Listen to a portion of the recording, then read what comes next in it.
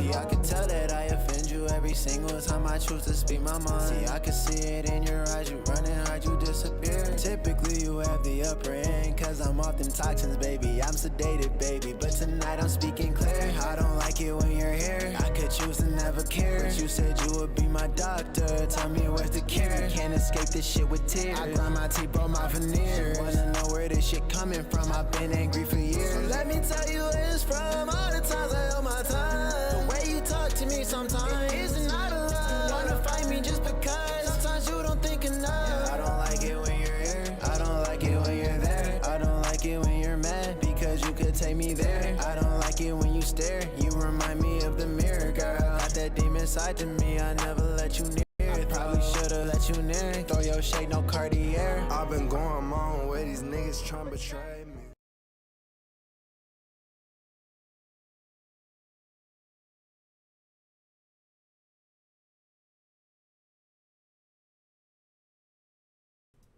Batman is not that nigga. Just put it out there like that. Batman ain't that nigga. For anybody who thinks that Batman's that nigga, Batman's not that nigga. Batman's not like that. That's just a man who got money who decided to put on a suit one day and go outside and do some shit that we should leave to legal enforcement. You know, that's crazy how you say Batman's not that nigga. But Batman can buy some niggas. How about that? So for you to say Batman's not that nigga, I think we forgetting like who Bruce Wayne is. Did you train in the mountains? No. You know how to do shadow you know how to fight with them ninjas and everything? Bro. No, I don't. I mean, hey, he sat in a room with billionaires. All right. I give it to Bruce Wayne. He won't be on no list. You talking about one of them lists? Yeah, one of them lists. One of them lists? Yo. He'll arrest all them motherfuckers, but he ain't that nigga. Look. Did I train in the mountains? No. But you know who do train in the mountains? I'm listening. My nigga Nikola Jokic. I could. Any nigga who go to Denver. Any nigga who ever been to Denver before. Boom. You trained in the mountains. Easy. All right. You know what I'm saying? You know what I'm saying? Yeah. I hang around them ninjas every day. You know what I'm saying? I hear what you're saying. You said that nigga Batman, he got hands. He can fight. My nigga Lil Mike can fight. What we talking about? I done met niggas in life who can fight. He got the hands. He got the tech. I mean, he's the one that's funding the Justice League. If we going into that, if we want to just go farther in the DC universe and everything, could you imagine fucking up a building and you just be like, "Hey, Bruce, I need y'all to. I need you to pay for that insurance claim real quick for me, real quick." Niggas hold him at a way higher regard than they hold my nigga Tony Stark, though. My nigga Tony Stark do that. My nigga Tony Stark, bro. My nigga, what? That's the tech nigga right there. That's the money too. I'm pretty sure that he was funding him between him and Nick Fury. Okay, it was Nick Fury for real, who was funding the Avengers. But like, still, come on now. He knew that the first nigga he had to talk to was Tony Stark. Big TS. My nigga Tony, he went where the money was for. I don't even look at. I think that if they could have got around it, bro, I don't know if they would have really hit up Iron Man. Like, hey, we need you to be in the Avengers. I don't know, bro. I mean, I feel as though. I mean, R.I.P. to Tony Starks and everything like that, you know. R.I.P. to Tony. But I think, on a serious note, he ain't got shit on Bruce Wayne. Really? I say that the only difference between Bruce Wayne and Tony Starks is everybody knows Tony Starks is Iron Man. Everybody knows Tony Starks owns a weapon company and a tech company and stuff like that. Bruce Wayne decided to hide in the shadows and not share his identity and all that other stuff. So, you know, he was a vigilante while Tony Stark was this. I'll give you, I think you're right. I would say Tony Stark was that nigga, but I don't think, compared to the two, as far as like brains go, I think Batman has the better brains. Okay, I'm gonna put it like this, because I do think that you're right. However, I ain't never seen that nigga. Like, I feel like the things that Batman has, like, invention-wise, I think that Tony got better inventions. Here's what I'm gonna say. Tony Stark. Mm-hmm. He's above getting jumped by a group of niggas. Batman? I'm not convinced that Batman's above getting jumped by a group of niggas. If Batman came to the hood, bro, and niggas said, let's just jump this nigga. Do you think that Batman is just like, you know what I'm saying? Like, do you think that he's like really like just skating from that? What like, do you mean? Batman, like, if Batman does 20v1s. Okay. You got to understand when Batman does 20v1s, right? Like, when Batman pulls up, 9 times out of 10, some niggas is doing some bullshit, right? Yeah, they got knives, they got guns, they got this and that, right? Boom. Batman kind of come out of the shadows. When Batman come out the shadows, it's not like, boom, he drop in front of everybody. Looks at them. Everybody just charge that nigga and try to whoop his ass. Hell no. That nigga take out a couple niggas in the back first, right? You look back and be like, where my nigga Mel? Where my nigga Screw? You over here thinking niggas just went to the bathroom or some shit like that. Next thing you know, you look to your left. So you saying Batman? My nigga T-Dog. You saying that Batman's on Splinter Cell shit? Bro, that nigga... Batman's Splinter Cell. I think... Batman's Splinter Cell. Bro. Batman's Naked Snake. Bro. That's what you saying. Bro, I don't know who Naked Snake is, bro. Who is Naked Snake, bro? What? Who's Naked Snake? That's Snake Eater. Never seen it. Well, say, oh my god, man. I mean, R.I.P. to the creator to the Metal Gear series. Mm-hmm. Yeah, Metal Gear Solid. I never saw it. It's a whole video game. Am I lacking? Yeah, it's like What system? PlayStation, PC. I think eventually it went from Sony to Xbox. Am I tripping? It may be a Sony exclusive, but I'm pretty sure they had a few that was on Xbox. But yeah, they just made Snake Eater. Damn. Snake Eater came out. They remastered Snake Eater for the better graphics on PS5. I see. Yeah. Well, I still feel like that's some whole shit. And also, I like one thing about Metal Gear Solid is it adapted to your gameplay. Oh, no, that's crazy there. Mm-hmm. I can't remember. If That's actually crazy. That's crazy take. Hold on, I might actually gotta play that. That sound kind of compy. That sound comp.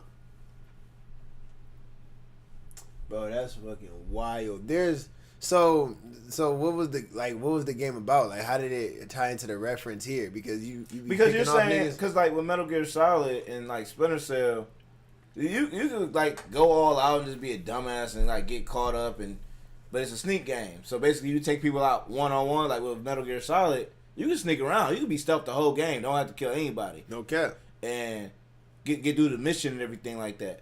As far as but there's also times where like I say, you can just take people out one-on-one. So you're trying to say Batman takes people out one-on-one. See, I mean that's exactly what I'm saying. Compared to Tony Stark, I say if he see jumped. if he see a group of 20, by the time that like everybody realize, oh my god, Batman's here, it's probably like 8 niggas left. I'm not fighting 8 niggas. My max count is 4 to 5. Look, I'm not fighting 8 niggas by myself. The thing is, too, you know also that 8 niggas can't effectively fight you all at the same time unless they drop you, right? 8 niggas cannot effectively fight you all at once unless you hit the flow. Then at that point, yes, all 16 of them feet can stomp your bitch ass out. All right. But I'll say this though, like if we put Tony Stark and Bruce Wayne in the octagon, right? Who you think's getting out that octagon? Victorious. Between Tony Stark and Bruce Lee. Bruce Wayne. Okay, Tony Stark and Bruce Wayne. It's Bruce Wayne. 110%. No suits. This is just hands. Hands. Yeah, just hands. Tony Stark and Bruce Wayne. Two rich people. Yeah, like, you know what I'm saying? We just act like, oh yeah, 2 rich people in the... Now, you said boxing ring. Octagon. Okay, duh, that's why. Like, bro, yeah, like that's Bruce Wayne all day. Like, what? But... What scenario would you say Iron Man is beating Batman.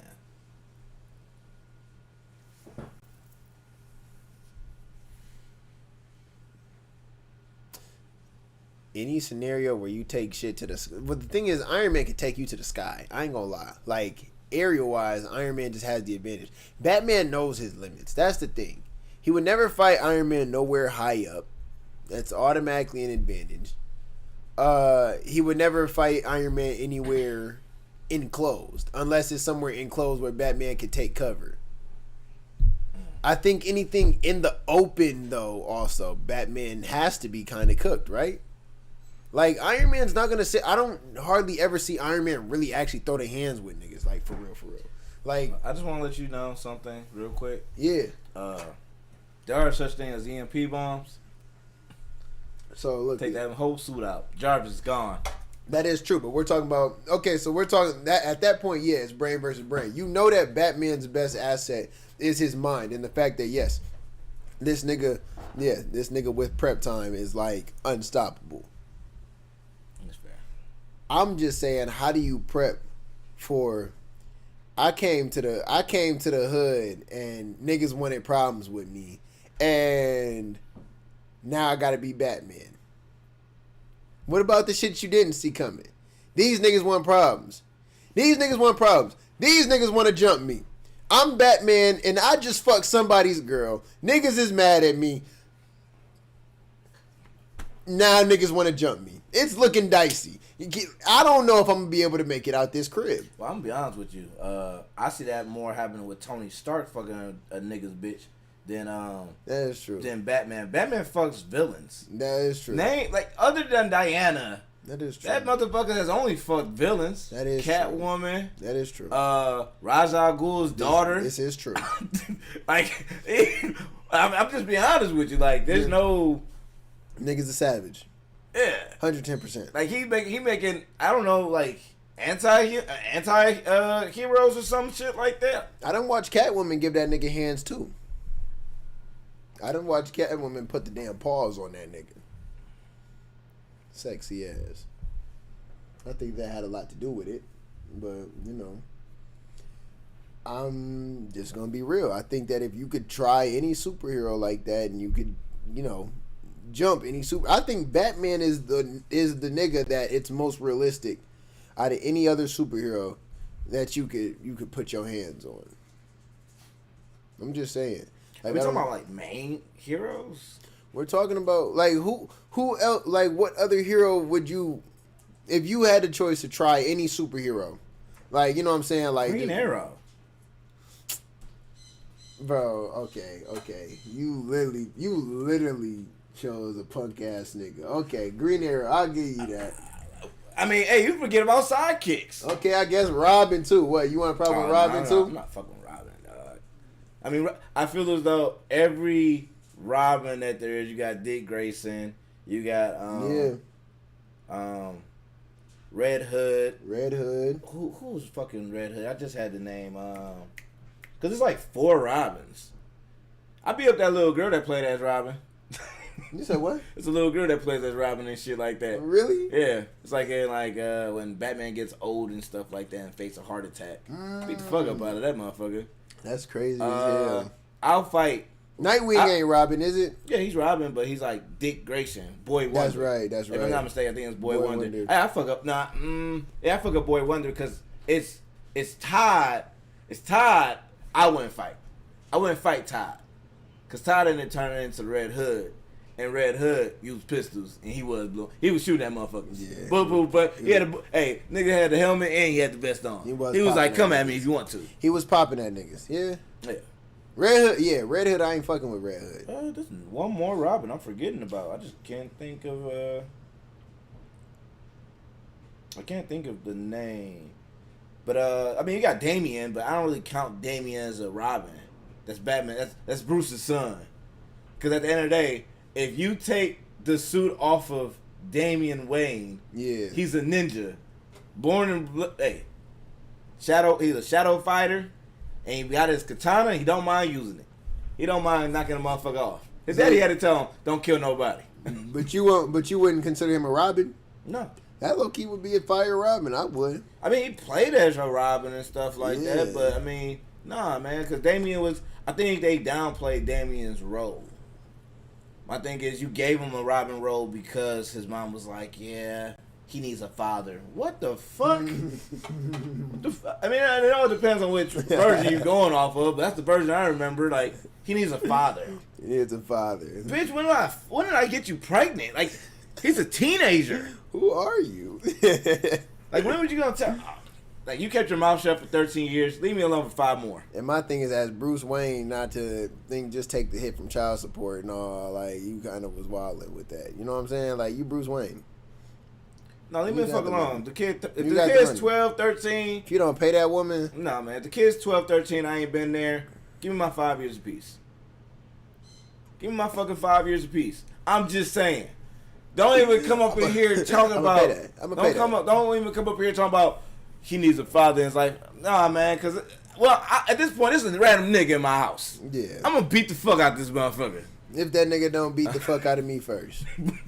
Who the fuck you think you talking to? Hey, man, this ain't your mama house. Oh, your stepdaddy had you lifting since you was 3, huh? Huh? I could tell. Man, I say some shit that would piss his ass off. Man. Your mama still hoeing around? When I was fucking with her, she had 3 niggas, so I know she still got some hoe in her. Nigga, what you say about my mama? Man. That's my mama. Nigga throw you Man, through I knew that your glass mama like when baby boy. Hey, I knew your mama when she had a stage name. Stop playing with me. My mama ain't no more. You better watch your motherfucking mouth, nigga. Look it. Let me see. Yeah, man. Damian Wayne though. On a serious note though, Let me see. I'm trying to find that. shit never been video. dropped off at the Wayne Mansion.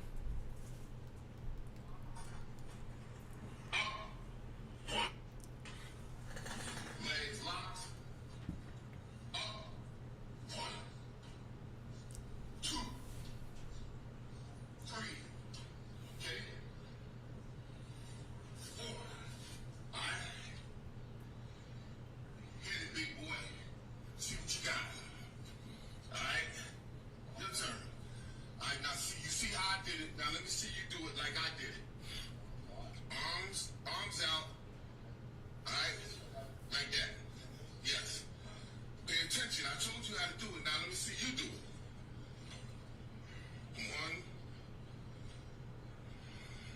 1. On this.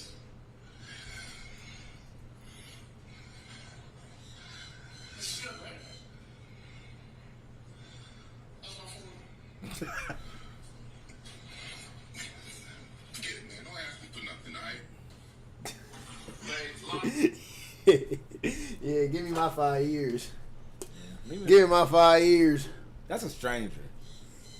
Like, when I met my dad, man, I ain't gonna lie, like, I don't know if this was supposed to be part of the topic or anything, but I met my dad, like, a handful of times. Like, I think either a max of 5 times, or I might be, like, got that 6th ring where I met him, the 6th time.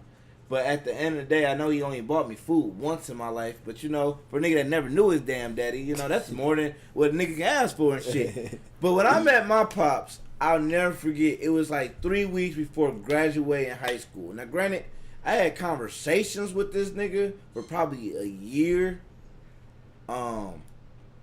before I graduated high school and everything like that. So, like, 16 and 17, we was chopping up on the phone type shit. Right. But yeah, like, my dad looked at me like I was a disappointment or some shit. Told him I was graduating high school and shit, like, in 2-3 weeks. He looked at me like, nigga, you like school? Like, nigga, what? Like, nigga, you, like, cause I went there with my homeboy, right? I went there with my homeboy. Yeah. And, he played football. He had a scholarship for football, and his band had a scholarship for football and shit like that. Like, full ride scholarships, D1s. Type shit. Nigga, like, I don't know, I ran track, you know, I did that late in high school, so it wasn't like I was extremely good at it. I mean, I did my senior year of high school, I just found out I was good at this shit, but I don't like to run. Personally speaking, I think running some cowardly shit. I think I agree with you. I don't like pointless running, so I'm with you on that. So, Running for sport was crazy. when the nigga looked at me, he looked at me like I was disappointed. Talked to my homeboy's friend the whole time. Now you gotta run. I don't even know what that means. I'm not a big. Now you gotta run. Who gotta run? Nah, you gotta run.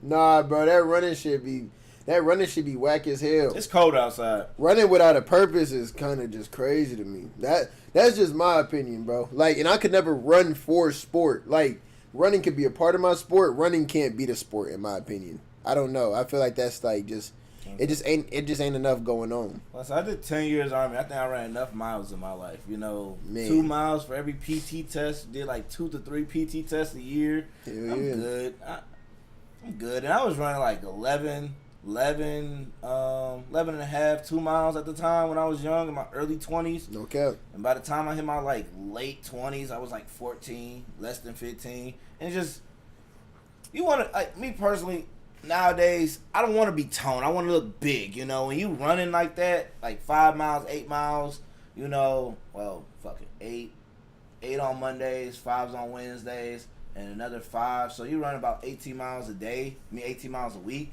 You lose so much, like, muscle tone. It's just not worth it. Now, I mean, if that's what you want, that's the body tone you want to have, cool, but nah. Because what am I running from? I see somebody like this. Nah, man, I'm not running. I'm going to make a joke out of it. Since I was young, bro, people used to always tell me, they was like, when you run, you should run like you running from the police.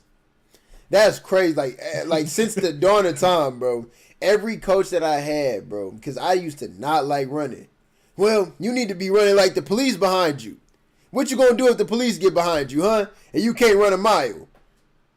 But when you put it like that, and I got pretty damn fast. Allegedly, by the way. And I got pretty damn fast after that. Running just like that. Yep. Like, what, Nick? Like, that was literally what taught me how to run. I still don't like running. Still wouldn't run for sport. Yeah, I'm not. What if it was a dog? That was the other one, too. What if the police behind you? What if it's a dog behind you? What if it's a dog chasing you? I ain't gonna lie. That dog is going... Am I by myself? A big dog is going to out-stamina you. Am I out by myself? Yeah, you by yourself. Oh, hop a fence, though. Like, that's the thing. That's a dog weakness. I always was like, I can get away from a dog because I can hop a fence. You ain't like seen these crazy. new dogs on YouTube? What, they hopping fences These now? niggas is hopping fences. These niggas is hopping fences? Nigga, yes. I seen a gate. They hopping fences? Yes. These niggas is hopping. They see you hop the fence, they be like, they'll look, they'll go back and forth, and you like this, trying to catch your breath. That motherfucker get his little head start. Jump that motherfucker with you, like, oh, and bro, what? And you know he catching. I think a dog, bro. Yeah, you better off jumping on somebody's car. Cause I think a dog gonna gain speed more, like faster than you. That's the thing. I think a dog got better acceleration than me. But like, I think once I hit top speed, I don't know if a dog's really going to be able to catch me unless I start to get tired. Cause that dog gonna maintain a consistent speed. I'm with him on that one. What? What he say? I don't like it when people have a point in my chat. I don't like it when people got a valid point in my chat, man. What he say? You gotta read that. I ain't saying it out loud.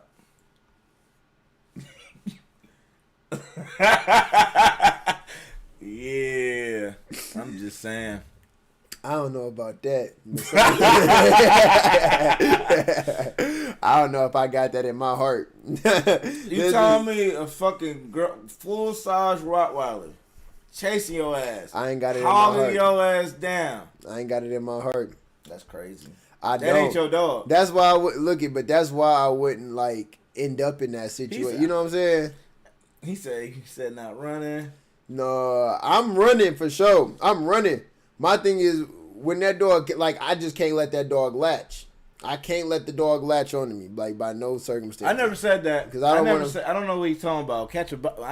Nobody ever said nothing about body. Yeah, easily. That's crazy. But that ain't the same situation though. That's human nature, bro. That's human nature, bro. Like, people got more sympathy for animals than they do like other people. We all know this. What? I ain't gonna lie. I done seen some people who ain't never been to an actual protest in their life, bro. Like, ever been to a protest in their life. Matter of fact, Girl, we was just talking about. I was having this conversation with her. Never been to a protest in their life about no event that ever has gone on in this world. Not a Black Lives Matter, not a Free Palestine, none of that. Man, somebody's dog got put down because the dog bit somebody. People protested about that shit. And motherfuckers actually popped out to that hoe. Tell my person that just called you. No, Really? not that person. You talking about the person, the B?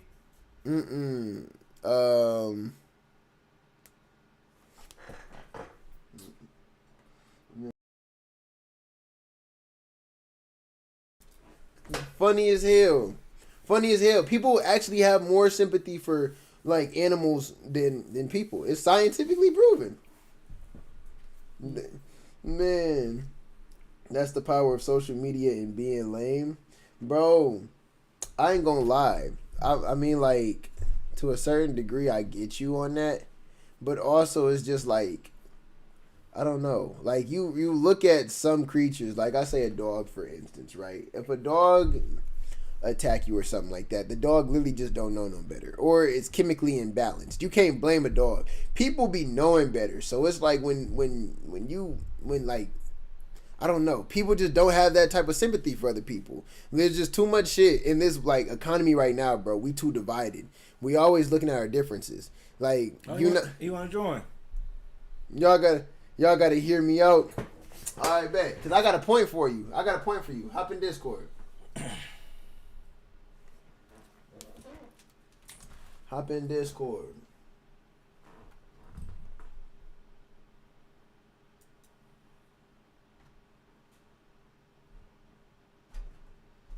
Man, I wish that there was a way that I could. I got my headphones, but I don't think I got the right jack. That's right. Unless you got another jack. Let me see. I'm gonna probably have to call bro on Discord, but also I'm gonna see. I have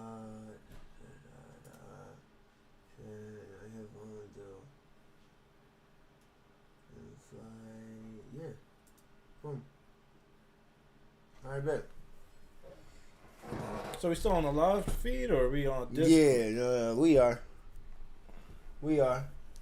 Here's the only thing. They not seeing it right now, so here's what I'm gonna do, right? Mm-hmm. When he get in here, I'm gonna switch it over. Y'all gotta hear me out. This is funny as hell. People definitely have more sympathy though for individuals who like for animals than people. Animals are mostly, you gotta blame the owner. You know, some animals aren't. Animals aren't. All right, bet. Let's see. I can kind of hear. I'm trying to see if I can hear, bro. Yep.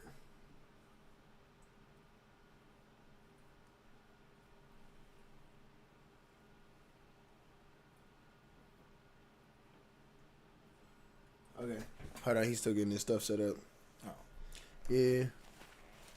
Yeah, animals aren't. I don't think animals are the problem. It's people being neglectful, hateful towards animals.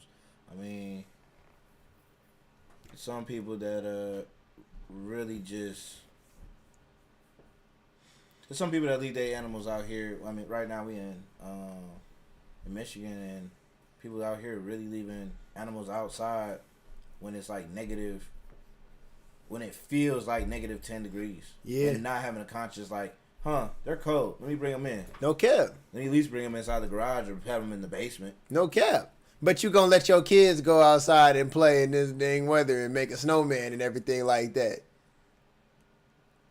For however long, you ain't even checking on them. You ain't even look out the window. It's crazy. I ain't heard no commercial saying make sure not to leave your kids outside. Bro. But everybody drawing the line at the goddamn dog, huh? Man.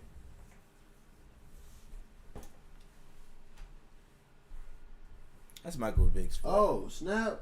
Hold on one second. Oh, snap. I'm tripping. What happened? Do I got bro muted? Yo. You're All right, bet. My bad. I don't know. What was up with me. I was tripping.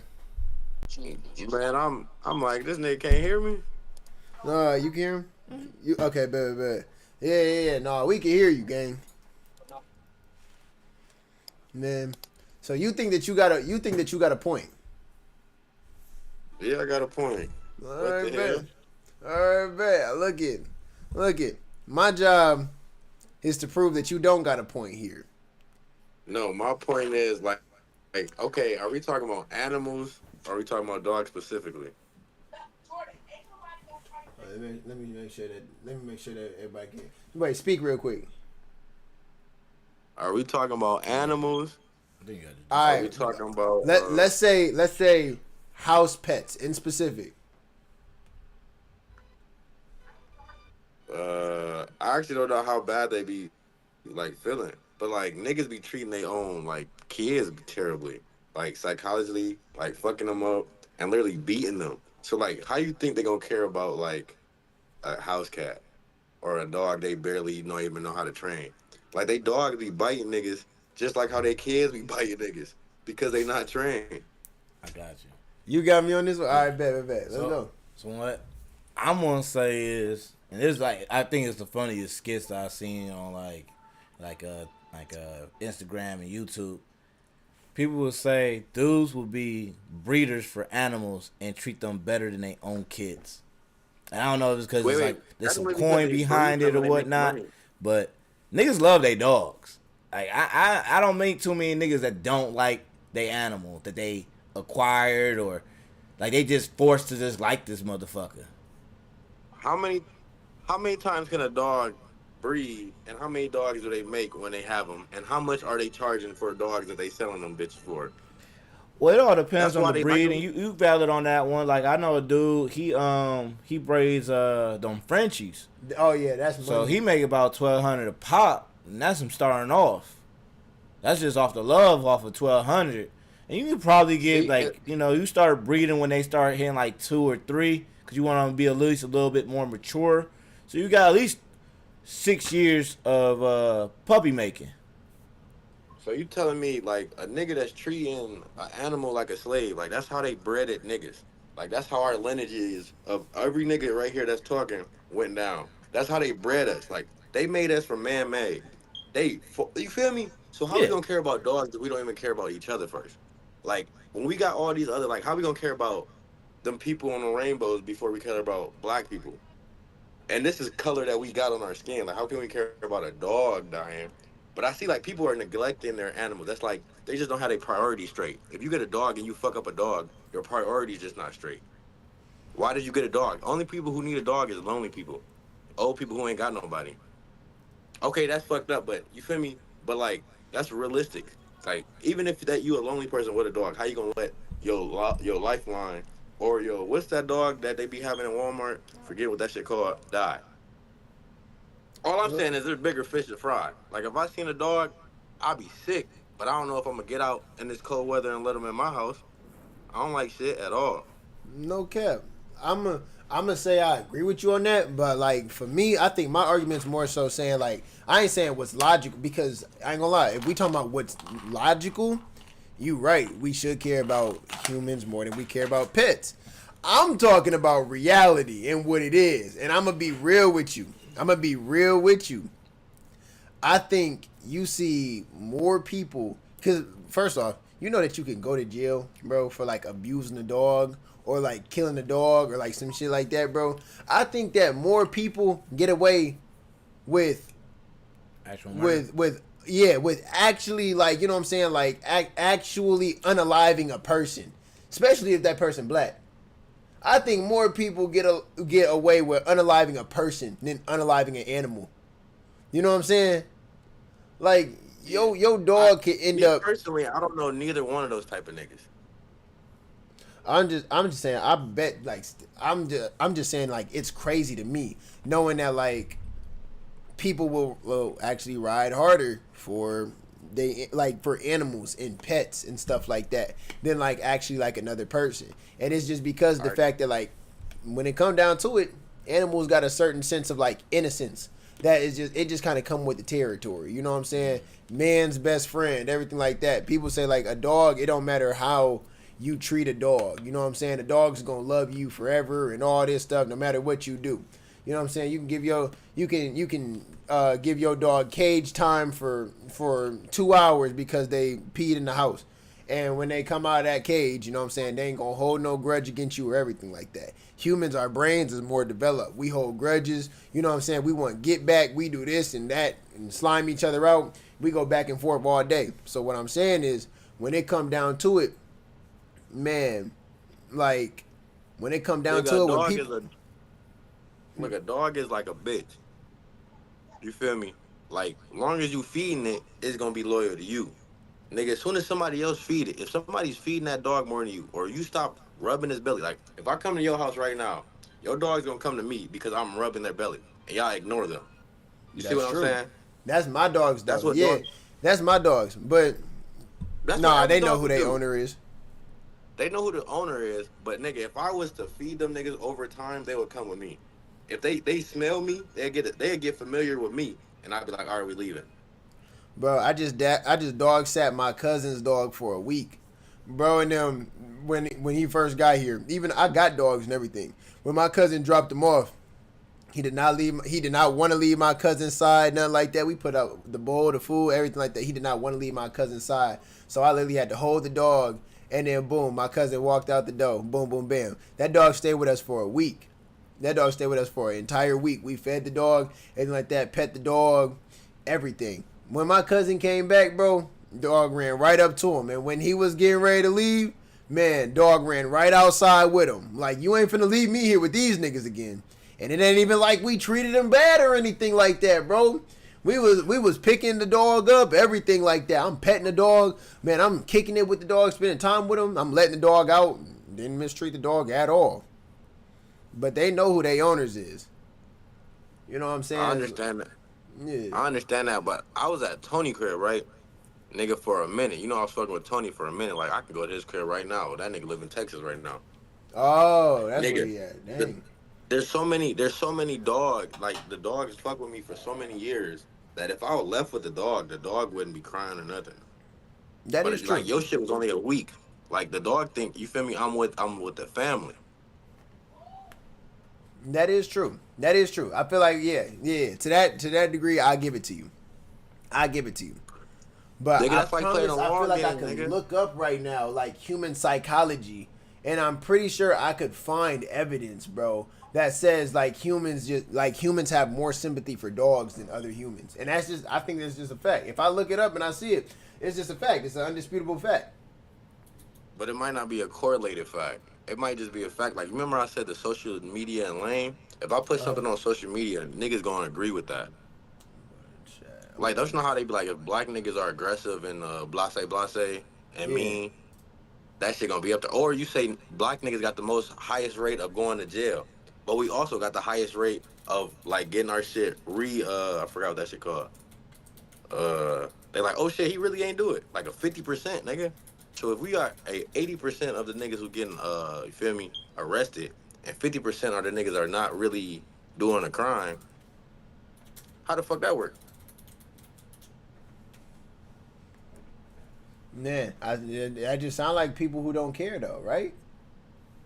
No, that sound like people who don't care for each other. Like, I missed it. What do you got? If you control the media, you control the masses. If I'm the nigga, bro, don't you know how love stories, don't you know how they want niggas to do so much for a bitch? Yeah. That's because of the media. Like in cartoons, Nickelodeon, movies, nigga, anything. Like Forrest Gump, nigga, Forrest Gump, you would think that's a good movie, but that's really how niggas be playing. Like, they're retarded.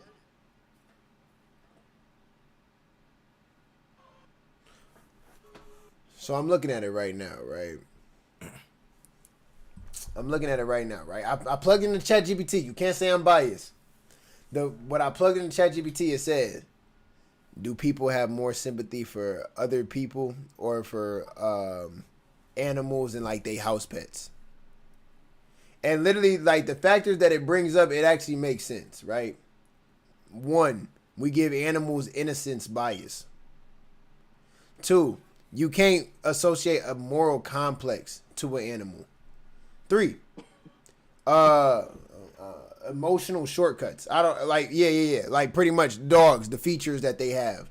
Dogs, your cats and everything. The big eyes, the puppy dog eyes, things like that. Man, social media effect. Yeah, so you're right. To that degree, it does. But also for humans, like I said, you genuinely have less sympathy for them, bro, because of things like blame culture, because of like, which literally goes into what you were saying, media, everything like that, how we're programmed to think. Man, compassion fatigue. You can only feel bad for like other people for so long before you like, okay, you actually got a chance to do something about it. In-group biases. People feel more for those who look, think, or live like them. Racism, literally. That's why people don't feel sympathy for. That's more than just racism. That's classism. That's just ism altogether. Man, what do you call that? Political party, that divide between political parties, like all that stuff, bro. Hey, We're divided nigga. in so many ways. Huh? That's back to that's social media, nigga. Bro, before we had internet, nigga, they was doing propaganda and news. Right. And you feel me? That's still social media. They got to do all this politically party before the social media. Everybody was red or blue before the internet. Right. They just did it in crowds. They just protested in real life. Yeah. It's the same shit. Nigga, the radio is media. Yeah. Movies is media. Yeah. Like media is dangerous. Like TV box is evil. Yeah, it is. Monkey see, monkey do. Yeah. So I'm just and to that I'm agreeing with you. I'm just saying like, yeah, so knowing that it's monkey see monkey doing that at every point something's being marketed to you. I'm really letting you know right now, like we're kind of like in a sort of sense the majority of people are programmed to have less sympathy for people because of the fact that half the time we're being marketed propaganda about other people. We're being marketed propaganda about other countries, about people who are different from us. You know what I'm saying? Good, bad, positive, everything like that. When you hop on social media, you see stuff about dogs. You do not really see no group of people who really hop on the internet. Not no accepted group of people who are hopping on the internet dissing like animals and pet animals and stuff like that. That's just one of them like general things that's frowned upon. So all you see is the commercials. You know what I'm saying? You know what I'm saying? You see the commercials about buying a dog, saving a dog's life. Yeah, I'm gonna take one. Shoot, I've been hearing the stuff on the radio. If you see somebody leaving their dog outside in this weather, call the police. You know what I'm saying? Like stuff like that. People see a loose dog. First thing they do, they stop their car, pull over. Man, come here, bro. What? That's a trend, though. Yeah.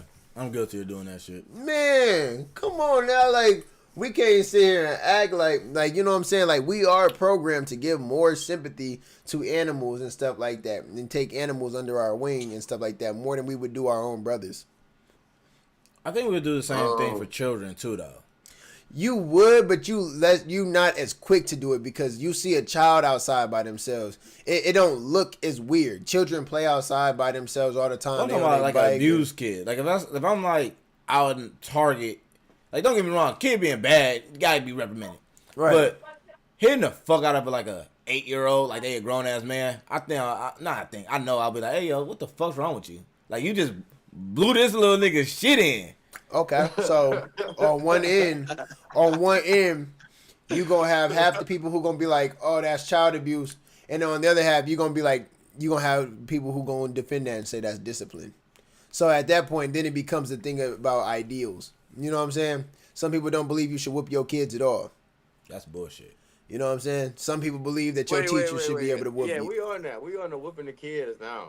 All right, we on the whooping the kids. Let's talk about it. And what should you whip your kids for? What should you whoop your kids for? I ain't gonna lie. Yeah. If I ever whoop my kid, me personally, I think I'm whooping my kid because of the fact that they did something that put either their own life or somebody else's life in danger. And I think I would really need to, if they're at an age where I can't talk to them and let them know, like, nigga, what you did was wrong. Like, what you did was wrong, and I need you to never do that again. Like, then I'm going to have to discipline them in that way. And that's only because that there is a certain age where the brain is not developed to the point where the only thing that kids can really process is, like, they make decisions based off of, oh, I don't want to get in trouble. Like, So, I don't know. I'm biased with the whooping. Don't get me wrong. Yes, I agree that children should get whooped. I really do agree with that statement.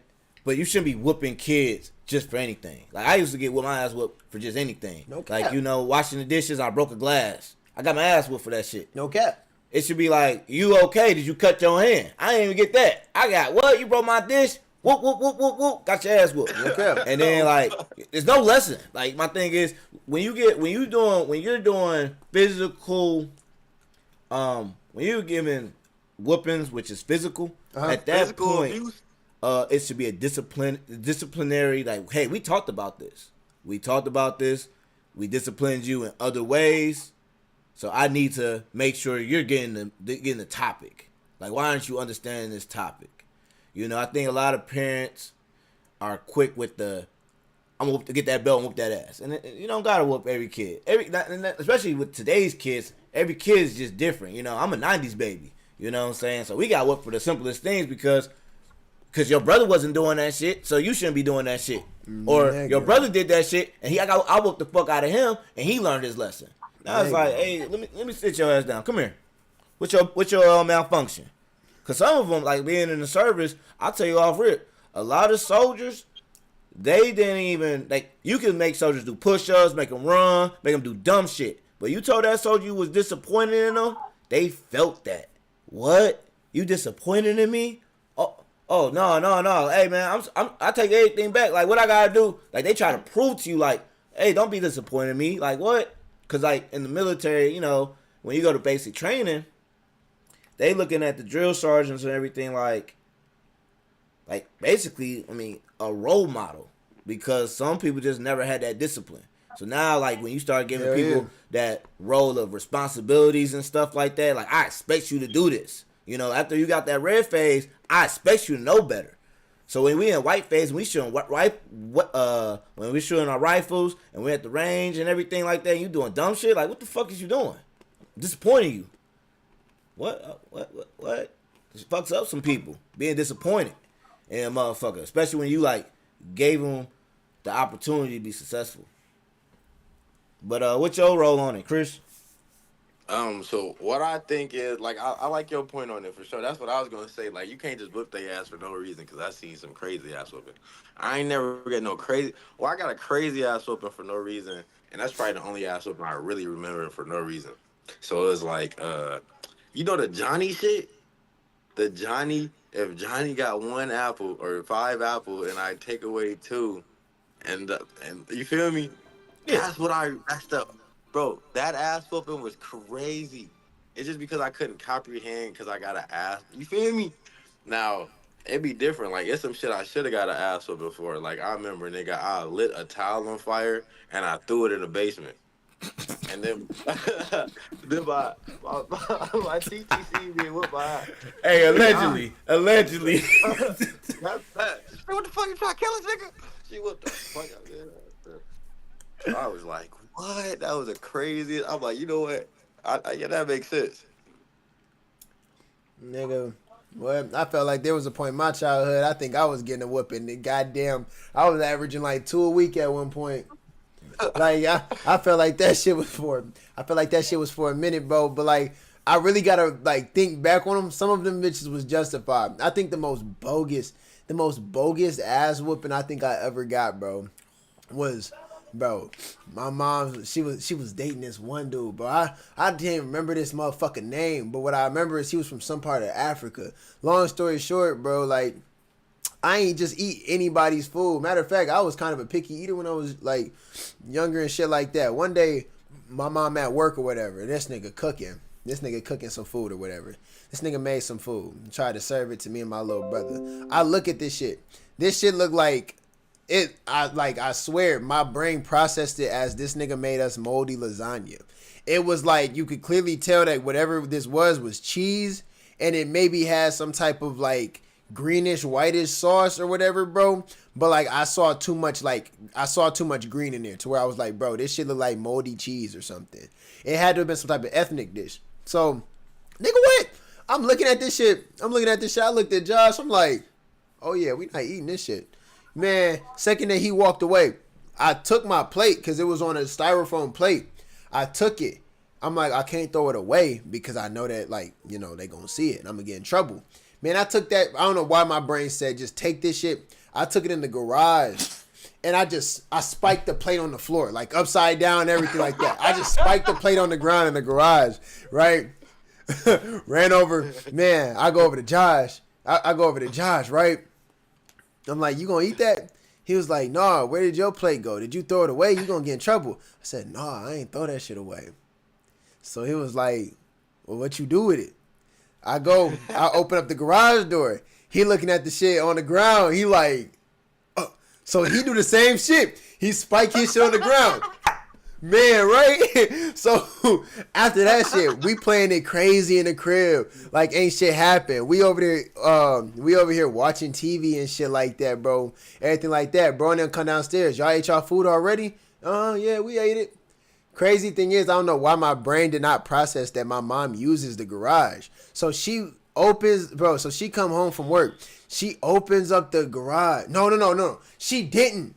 Here's what happened. He went, his perping ass went looking. He ain't see it. He ain't see nothing in the trash can. So he went looking. He opened up the garage door. Lame ass nigga see his meal on the ground. 2 plates spiked in the garage. Call my mama. They wasted my food or whatever. I work hard to make them that food. Man, they wasted that food or whatever. What? My mom's came home. She came home, bro. Opened up their garage. Seen that shit. She called me and Josh. Hit y'all rooms. Nigga, what? So I'm going upstairs like, what I do wrong? Now, I felt like my mom's, for some reason, I felt like she gave me a chance to explain and plead my case. I thought that I used to take that as a good sign. If I can plead my case, hey, bro, I'm going to be straight. Man, so she asked me what happened. I said, he made this food. I said, this shit look like moldy lasagna. I said, I couldn't eat that. She was like, so you took it and threw it in the garage. At that point, I knew I was cooked. I said, she combating me. I know I'm cooked. Man, what? She said, turn that ass around. Bro, what? And that's the thing, too. I ain't used to get whoopings with clothes on. Hell no. That shit was leather to skin, nigga. What? That shit was leather to skin. And my mom, oh my God, my mom used to talk shit too when she used to give us whoopings. She used to talk shit. She used to talk shit, boy. What? Man, she do that shit too, where she breaking up her words too. Did not tell your ass to. I'm sorry. I don't know what you want from me. I'm sorry. I wasn't gonna eat that food. I don't know what okay. All right. I ain't gonna do it again. I think that was the most. Huh? Did Josh get a whooping? The crazy thing is, Josh's whoopings never used to last as long as mine, from my memory. I think from my memory, bro, I felt like if I got like 12, maybe 15, I always felt like Josh maybe get a good 6, 7. 6, 7.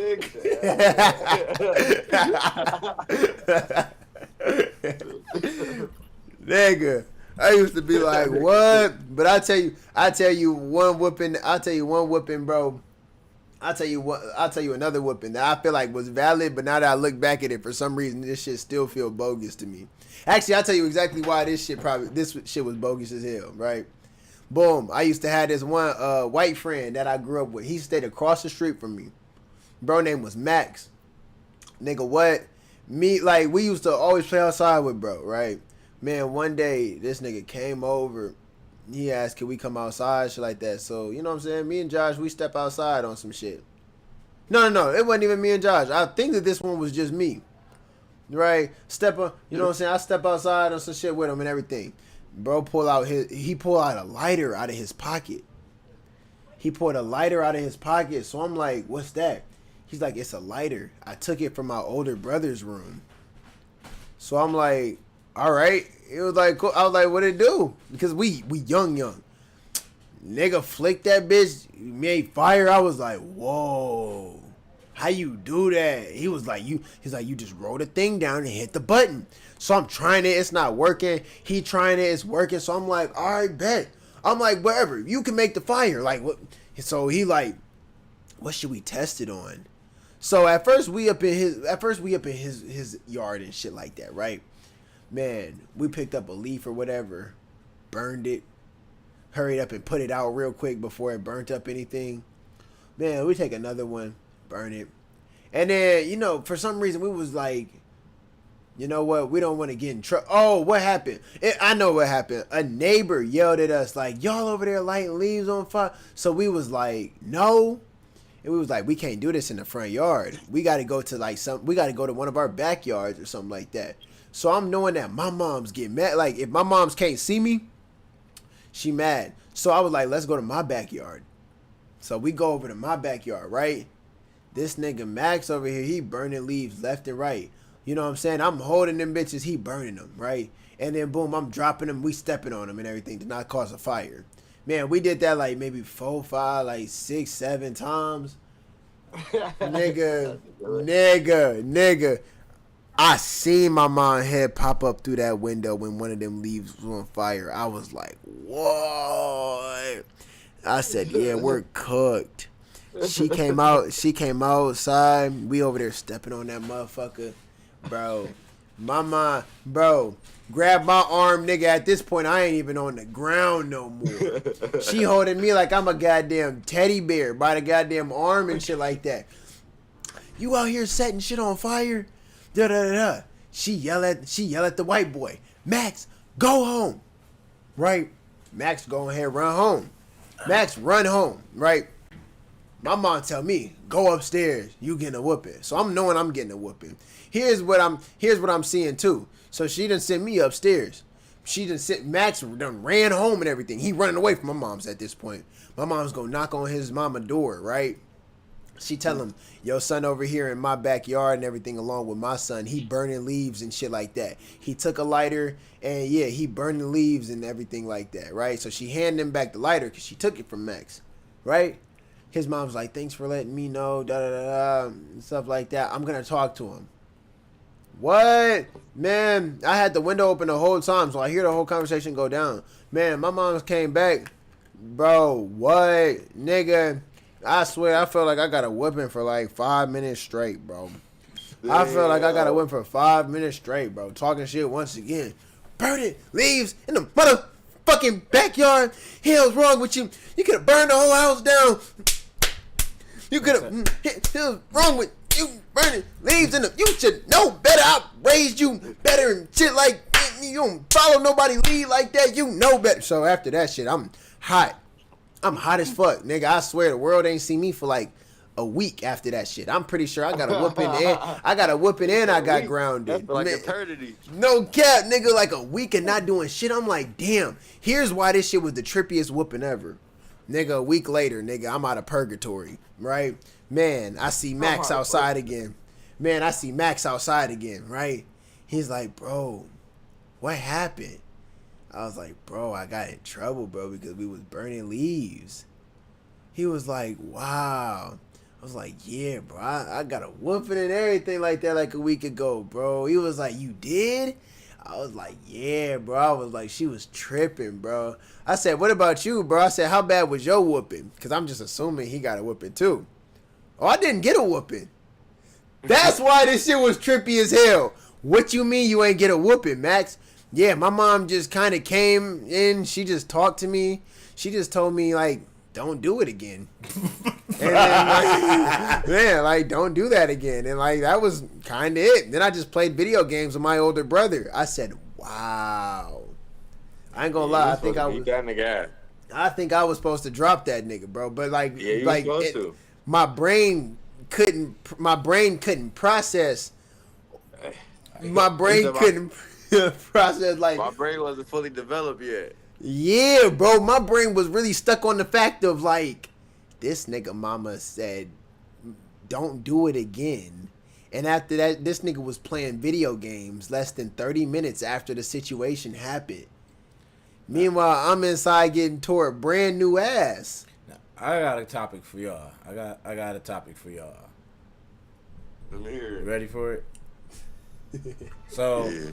before I get started on this topic, how do y'all feel about relatives giving y'all kids whooping? Oh, I ain't gonna No, lie.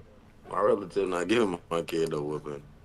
What Brody say? He said his relatives My ain't rel- giving his kid no whooping. So, my mom got like 4, 5 sisters type deal, right? And every year we used to go down to Georgia. So, she got a sister, I won't say her name and shit like that. But they live down there in Georgia and everything. She married and stuff. And I don't remember how it happened, but I know it happened. Because I guess I'm going to assume that me and my little brother got into a fight. And, you know, coming from a big family, they don't like their siblings fight and everything. This woman stripped us both naked, whooped us at the same damn time, put us in a corner, and put pots in our hands, held them up like Jesus Christ, and put water in them motherfuckers. And we was standing like that for 20 minutes. My little brother told my aunt he had to go to the bathroom. She said, "Go on yourself." The nigga pissed in the corner. She whooped his ass again. I said, "God damn." So I bring that up because hold on, because I gotta double back like real quick. She whooped your asses at the same time, meaning what? One strike across 2 different sets of ass cheeks, or like one hit to you, one hit to that nigga. She playing y'all niggas like bongos. nigga, I think it was both. Nigga, what? Like, She just was swinging. I'm talking about some straight in the butt ass middle, naked. Like I'm probably like left to right. no older than like I know I'm not older than 10 years old. So I know I gotta be like 7. And what made it worse was like I don't think my mama know this story. I had to tell my aunt. I told my other aunt the Yeah. story and shit. She said, "I'm glad that bitch never had kids, cause goddamn, she's like I never knew she was gonna be all like that." I said, "Yo." I said, when that sister right there got mad, I'm talking about, I ain't never got my ass whooped. Booty butt naked. No socks. Really? That was all my ass whoopings. Nigga, like, normally you pull down your pants to, like, right here, you bend over and shit like that, over the lap or over the bed type deal. This bitch talking about, like, no, take the drawers off. If she hit the ball, she hit your balls, dog. And I bring this up because, like, it's a topic that's going on right now about relatives disciplining other people's kids. And I'm like, no, I'm like, just tell me. Like, I'd rather you be like, hey, don't do that shit. I'm about to tell your daddy. Then you be like this. You know what? I'm gonna whoop him like I whoop my kids. I don't whoop my kids like that. You're not about to sit up here and just You can't. Donkey Kong my baby like that, and then they coming to me like, I'm like, yo, and I gotta explain to my baby mama why they got warts on their shit. Exactly. I feel like, yeah, I don't, me personally, you not gonna whoop my kid. You gonna have to see me about that shit. Like, that's me personally, though. I don't care who you is. I really don't care who you is. The only person that's gonna be whooping my kids is me and my kid's mama. Because it's like, I don't know what your threshold is. You know what I'm saying? We might not agree. We might not agree on what warrants a whooping. You know what I'm saying? I don't even agree with my own goddamn little brother about what warrants a whooping. He for sure as hell ain't whooping my kids. He gonna have to see me about that shit. He really would have to see me about that shit. So with that being said, yeah, Bullock. Could your I'm mama not whoop your going- kid? Nah, she ain't doing that. It's over with. yeah, You send him home, put him outside. I don't care what you got to do, bro. Kick him out the house. I don't care what you got to do. Hey, but look, it also depends on what my kid do. But like, you know what you just explained? That explained like some like crazy ass shit. Like you was butt naked. I ain't never got an ass whooping butt naked. Nigga, all my ass whoopings was like, it was instantaneously, nigga. It was like, Chris, you said you did what? It was never like, all right, go upstairs. I was like, my ass was like, Chris, you did some dumb shit. I'm damn, like my ass whoopings was never like, you feel me? All right, go upstairs. You figure the ass whooping. Lucky My as shit was hell. like, What? what you Lucky mean lucky? as- You Yeah. ain't never had one of them parents that told you gonna get your ass whooped, and you hoping they forgot on the driveway home. Nigga, Like, you go to the bathroom and take a shit like this. That's what I'm saying. That's the real whooping. Nigga, the real whooping is waiting on the damn whooping. That's the real whooping, nigga. Be like, I used to wish it was on site. What? Man, what? I got my clothes on. Oh, yeah, what? Nigga, that shit would have been like armor to me. I wouldn't have felt shit. Let me have on my denims, nigga. Let me have on my drawers and all, nigga, while getting the whooping. I wouldn't have felt none of that shit. What? Nigga, down to the tighty whities. I couldn't even wear certain drawers to get a whooping. Change them shit. Them boxes is too thick. Put on the tighty whities. nah, you know it's bad when you down south. He got something to say about that. Bet. Listen though. Listen, nigga, I was getting an ass whooping by my pops. This ain't by no female. I'm getting an ass whooping by a grown man. Okay. So, like, Hold on. This is different. That is like, different. I live with my dad. Like, this nigga, what? Like, nigga, this really punches combos, or this is not no, all right, we getting the belt. Like, nigga, I'm damn near going toe to toe with a girl. Nigga, you think of me, 300 pounds and old, and I'm only like a little nigga. This ain't right. No, yeah, you feel me? These ass whoopers hurt. Damn, you right. That is a boss fight. Man, you feel me? That's a damn Elden Ring fight. That's a goddamn. I don't know, nigga. Cause you ever caught that belt and your motherfucking mama hit your ass like a nigga? That's what he's saying. His mama ain't whoop him. It was always his dad. I don't know, man. Like, no, mamas don't hold their punches though. like I think a dad would. But my dad went out to go get milk and never came back. Oh shit. No. But moms sometimes take out anger on niggas. So I actually seen like my cousin get a crazy ass one with a broom. I ain't never seen my dad do no shit like that to me. Like, he always make sure I stood up. Like, he like I seen somebody get beat down to the floor over some little shit. Yeah, that's crazy. And I will say this about whoopings. I think whoopings, a lot of people fail to realize, makes a person feel like one or two things.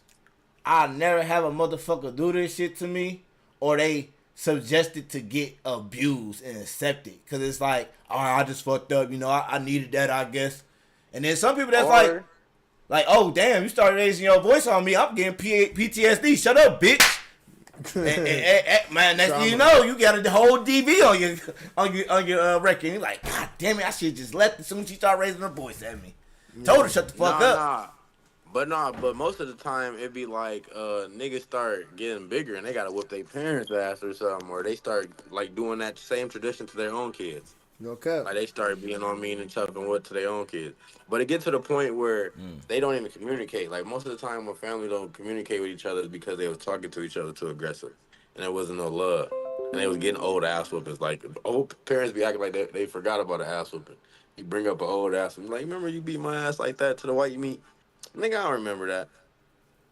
Man, I was just watching a movie like that. Bro.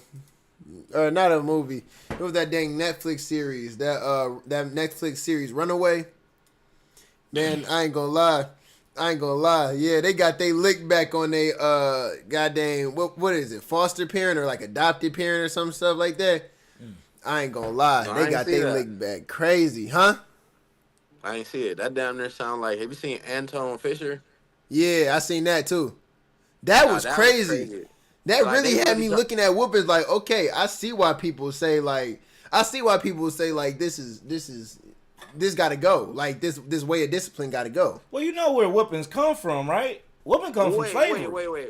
Yeah, no, it come from slavery for sure. But wait, y'all seen Anton Fisher? No, that was more like sexual abuse. Like, they was whooping his ass, but his TT was making him do some crazy shit. Y'all didn't see that shit? Yeah, I did. I saw the movie, but it was just the way. Like, my thing is, I used to hate seeing whoopings on in movies and on like television, like that.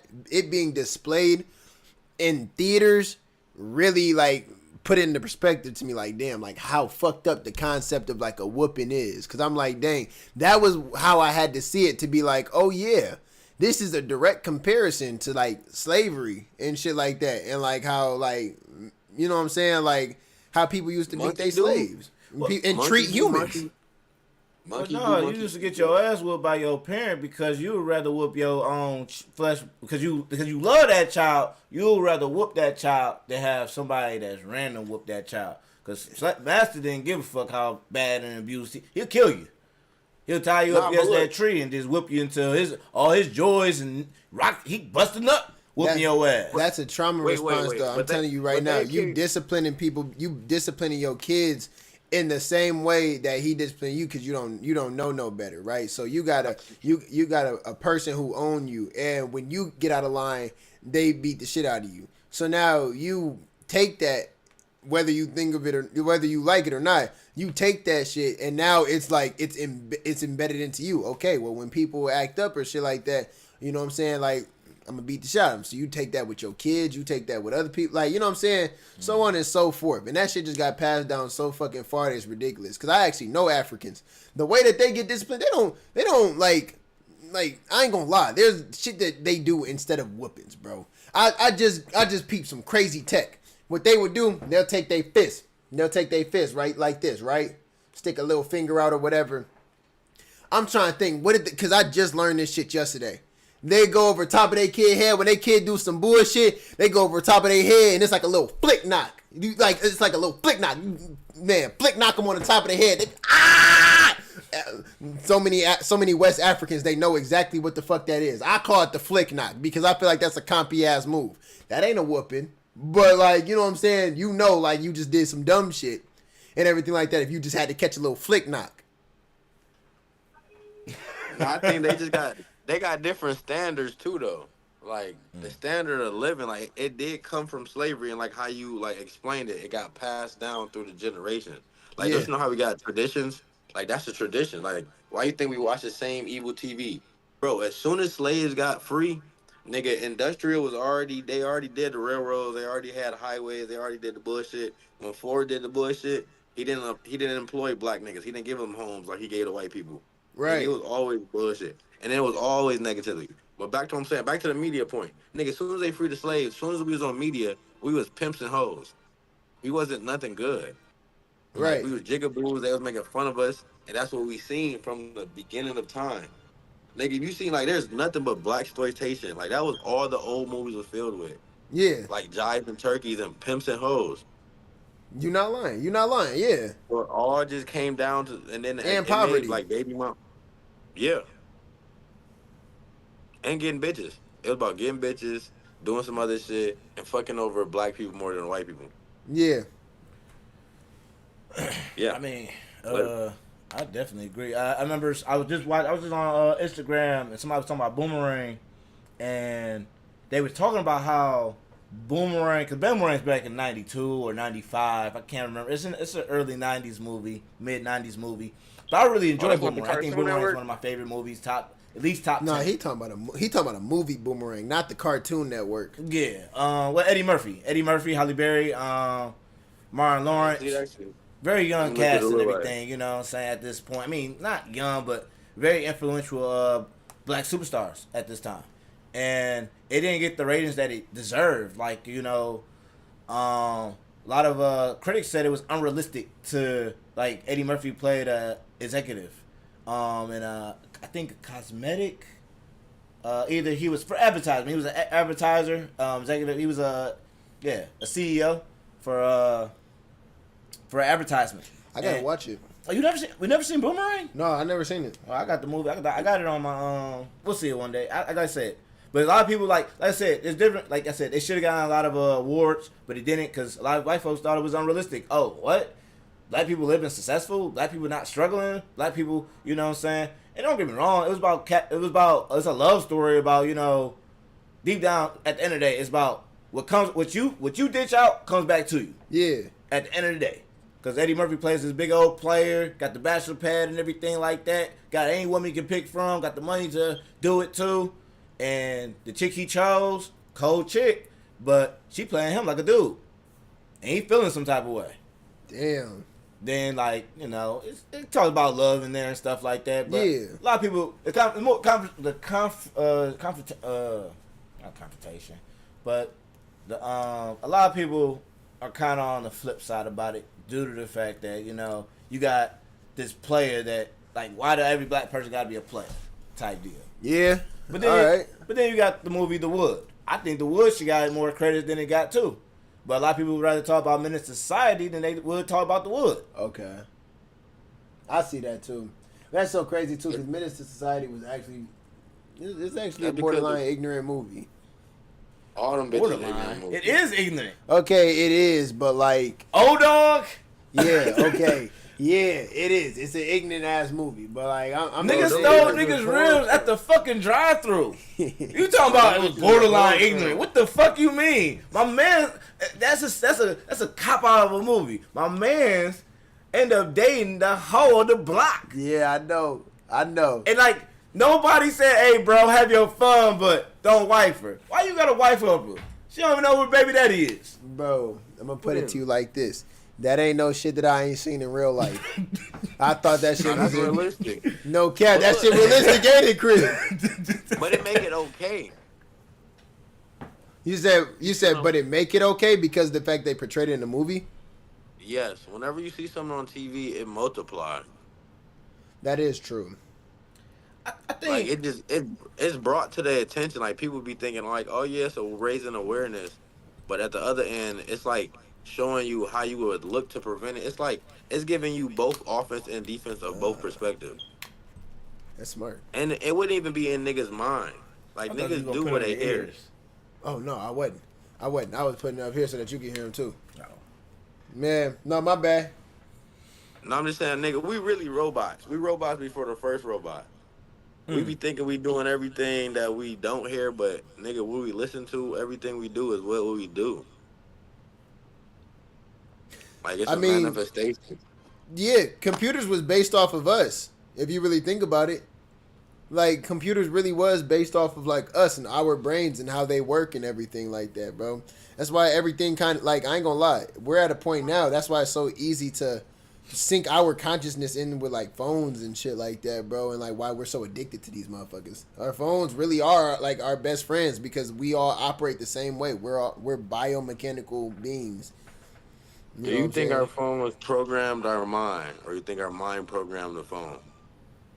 I'm not gonna lie. Our minds program the phone because let me tell you, because we live in a dream world. You know what I'm saying? I really do believe that. Whatever you think up and stuff like that, like whatever you think up in this world, it's a possibility now that can be real and it can be created in one way or another. It's going to get created. So I got to think about the inventor of the phone. You know what I'm saying? Or like the inventor of, I'm gonna say the phone that we know today, right? Steve Jobs. No, the phone mindset was. rewire us, nigga. You Huh? think niggas be having a phone on us like this every day? If there was no phone and we were just like even if it was still like the 20th century, we still had computers and TVs and shit. We just didn't have like mobile phones as like convenient as it is now. The social media and shit, nigga, it'd be different. It would be different, but I'm saying the purpose of the phone, like initially, I think that the purpose of the phone that we like know today, the phone that like Steve Jobs created, we'll just say the iPhone for instance, right? It was to be able to, assist. Like it was meant to be a tool, like the universal tool. You know what I'm saying? We use this in like overall in so many different ways. It makes our lives easier. So in a certain type of way, I can't say the phone programs us because if the phone could program us, it could program any intelligent being. You know what I'm saying? You would see any intelligent being being programmed by a phone and everything. But you don't, you know what I'm saying? You don't see that. It's just for us, it's a resource.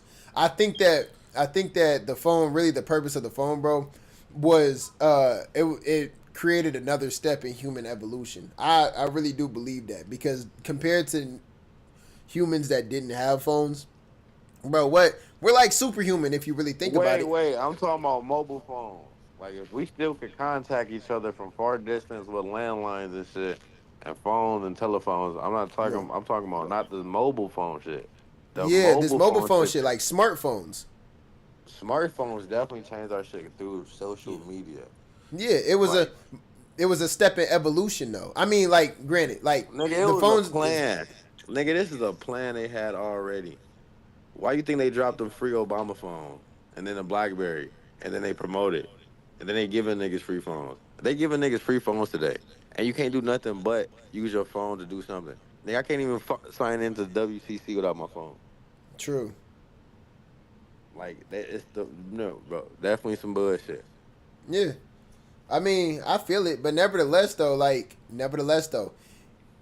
I feel Wait, like and it was for they them to gave get more us a money. power, and that power is like I'm gonna put it like this because I was gonna make this point yesterday because me and James was talking about it. Any anything that is actually powerful has the ability to be used for good or evil, and it's up to the person. It's up to the person how they want to use it, right? So, you know what I'm saying? Any superhero that has a superpower, right? We always think their life is so easy because they have a superpower. Let's take Superman for instance, right? We all know Superman, super strong, you know what I'm saying? Huge biceps, huge triceps, huge chest, like abs. He's super strong, laser eyes, and everything. Y'all gotta understand that Superman is still a disciplined creature at the end of the day. Meaning, like, this nigga's he's not just crashing out, punching out the first person who pisses him off and everything. Like, you know what I'm saying? Everything like that. Furthermore, you can't have like Superman would still be Superman with or without the physique. Like, you know what I'm saying? The physique and everything and the whole appearance of superhero is discipline. Powers is powers though at the end of the day. But the term superhero and what you become like you get that because of how you use your powers. And I feel like the phone is no different. The phone has the potential to be the best resource of your life. It could be a source of education, a source of communication. It could be a source of you making money and like all these other needs that it can fulfill. You know what I'm saying? Like all in one. No, But at the no, same I'm time, saying. that So, same power does have the ability to destroy you if you feed into the wrong bullshit. I have to agree with Chris on this because me and my Yeah. godfather talked about this a couple of years ago. I'm only making it short. There's a reason why there's a bitten apple on the back of them iPhones. Why is there a That's reason? good. Because this is about to be interesting too. Because I'm about to say something too. So We go already ahead. had this conversation. Why is there a bitten apple? Well, explain it up there. Why is there a bitten apple? It's a bitten apple because they considering this the forbidden fruit. Yeah. Knowledge. That's the only reason why man was kicked out of freaking the garden. God wanted you to be dumb. God wanted you to be docile and accept every word he said. But with that, when you take that bite of that apple, you attain knowledge, and knowledge can be powerful, but knowledge can be wicked.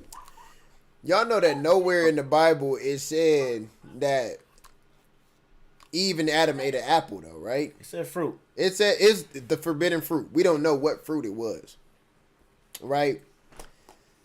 Like nobody said it was an apple. We don't know what it was. So my whole thing is okay. It could be that. It can be that, right? Our phones can be that. It could play off of that whole the bitten apple. Let's say for instance it's the forbidden fruit. Well shit. This is a mistake that we made thousands of years ago. You know what I'm saying? Thousands and thousands of years ago. This is a mistake that ain't ours. You know what I'm saying? That tree of knowledge. You know what I'm saying? You can eat from the tree of life. You can't eat from the tree of knowledge. You know what I'm saying? Somebody already ate from the tree of knowledge. It ain't shit we can do about it now. You know what I'm saying? We're creatures of sin regardless and everything like that. People get it fucked up thinking, oh, well, you know what I'm saying? Shit like that. Well, I can... Like, I'm sorry, but nothing that you do is going to be perfect. You know what I'm saying? You could live your lifestyle any way you want to. You could be Mormon, and you could not heat your food and shit like that because you consider it a sin. You know what I'm saying? You cannot use microwaves and ovens and shit like that. You could still put your shit over a burner or whatever. Wait. Eat microwave shit is considered a sin? Bro, shoot, if you Mormon, yeah, they do believe that using technology to heat up your food is like forbidden. You shouldn't do that shit. It's a sin. Mormons got crazy workarounds though for shit. Huh? That's fire technology? Fire is the first technology. So I should eat my shit cold, nigga? I mean, shit, like, you know what I'm saying? Like, you know what I'm saying? Depending on how far you want to go into it, you ain't supposed to use medicine. You know what I'm saying? If you really want to go into it about, like, you know what I'm saying, like forbidden things that like we all do. Huh? You ain't supposed to have piercings? Man, yeah, you ain't supposed to have piercings. Real, like, you know what I'm saying? Really, let me supposed to see. have We sex? really supposed to wear certain clothes and certain materials. I ain't gonna lie. I think it's linen. Man, I can't even remember. I'm not It's in wearing the no Old linen Testament. up in here. It's in the Old Testament and Not shit wearing no like linen that. right now.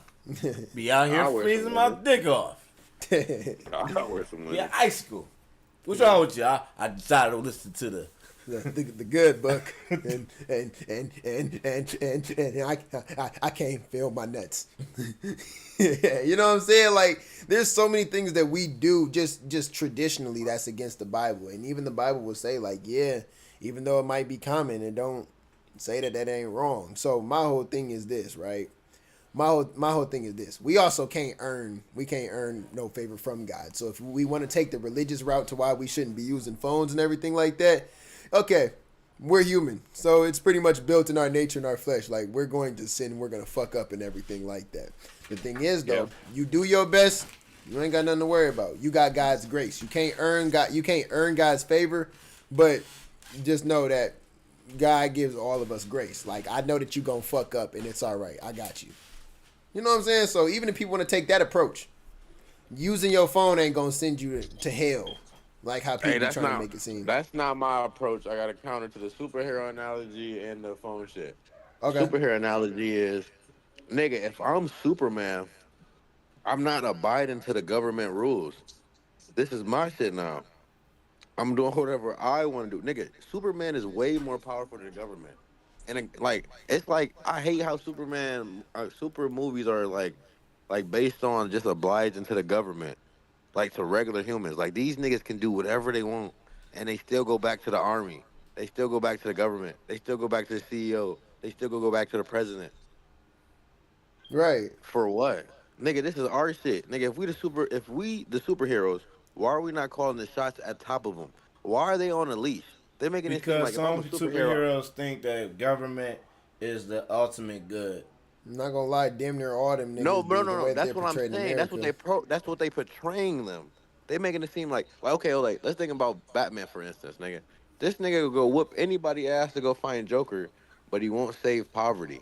He won't go to the hood and get them niggas out the hood. Like, there's a reason why there's crime in Gotham. It must be broke. There must be poverty there. It is. Gotham's a fucked And up city. It's poverty and everything like that, and it's literally a reflection of goddamn what America look like now, where like the rich are getting richer and they're eating. Meanwhile, you got off of people out whooping here niggas' really asses. fighting every day for their life. And I know y'all seen them expensive ass jails they do for metahumans. So if you do that for a metahuman, how much you think they getting paid for them? Because you got security guards, and you got to upgrade the shit, and that's all money from the government. Yeah. It's making bro. Life is like they showing you how to live. Like, even if you was to get even something better, you should still oblige to their rules. Yeah. Why the fuck would I do that? And Yeah. why is It there no don't. superhero movies? Why one of the superhero movies when he like, oh yeah, let's take over the government. Let's go. Like, why don't niggas go back in time and make Malcolm X a superhero? Make him seem like he won. Why don't they ever have like a historical movie where it's in reverse, where white people in slavery? Like, why are we always? You feel me? Like, what the fuck? That is true. And if they did do some shit like that, it'd be a comedy. Yeah, yeah, and it'd be all comedians, and they would all be laughing. It wouldn't Yeah. be serious. They would all do it like they would all look at the camera. Hey, ha, you see them crackers over there, and they all be laughing because we know it'd be just a joke. No But cap. They instead, get whooped. They if talking we- about some. Yeah. or they do the little Tom and Jerry. Don't you know how when Tom and get hit, they like some funny Yeah. shit like that. Literally. Literally. And Hell then, yeah. and then they I mean, fuck around shit. have at the end where it was just a dream. Maybe that right there then is what, like, you know what I'm saying, certain things need. But like I think that is what society needs. But I ain't gonna lie, yeah, you're right. To that degree, everything that you seeing, it's like you said earlier, everything's pushing an agenda. You know what I'm saying? Yeah, That's like, why I don't niggas watch doing- slave movies. I don't watch none of that shit. I be feeling like that should be motherfuckers trying to remind people of, like, oh yeah, remember your place in society. Da da da da. Like some socialist type I bullshit. just thought about something. They came out with the most slave movies during the Obama era. Didn't Yeah. they? And the craziest ones too. Yeah, like, Didn't 12 the Years a Django Slave 12 come Years out of during the Slavery. Obama administration? Yeah. The Django did too. Django did too, but I ain't gonna lie, Django But was one Django, of the. hey, Django a good one though. But Yeah, I ain't gonna lie. What?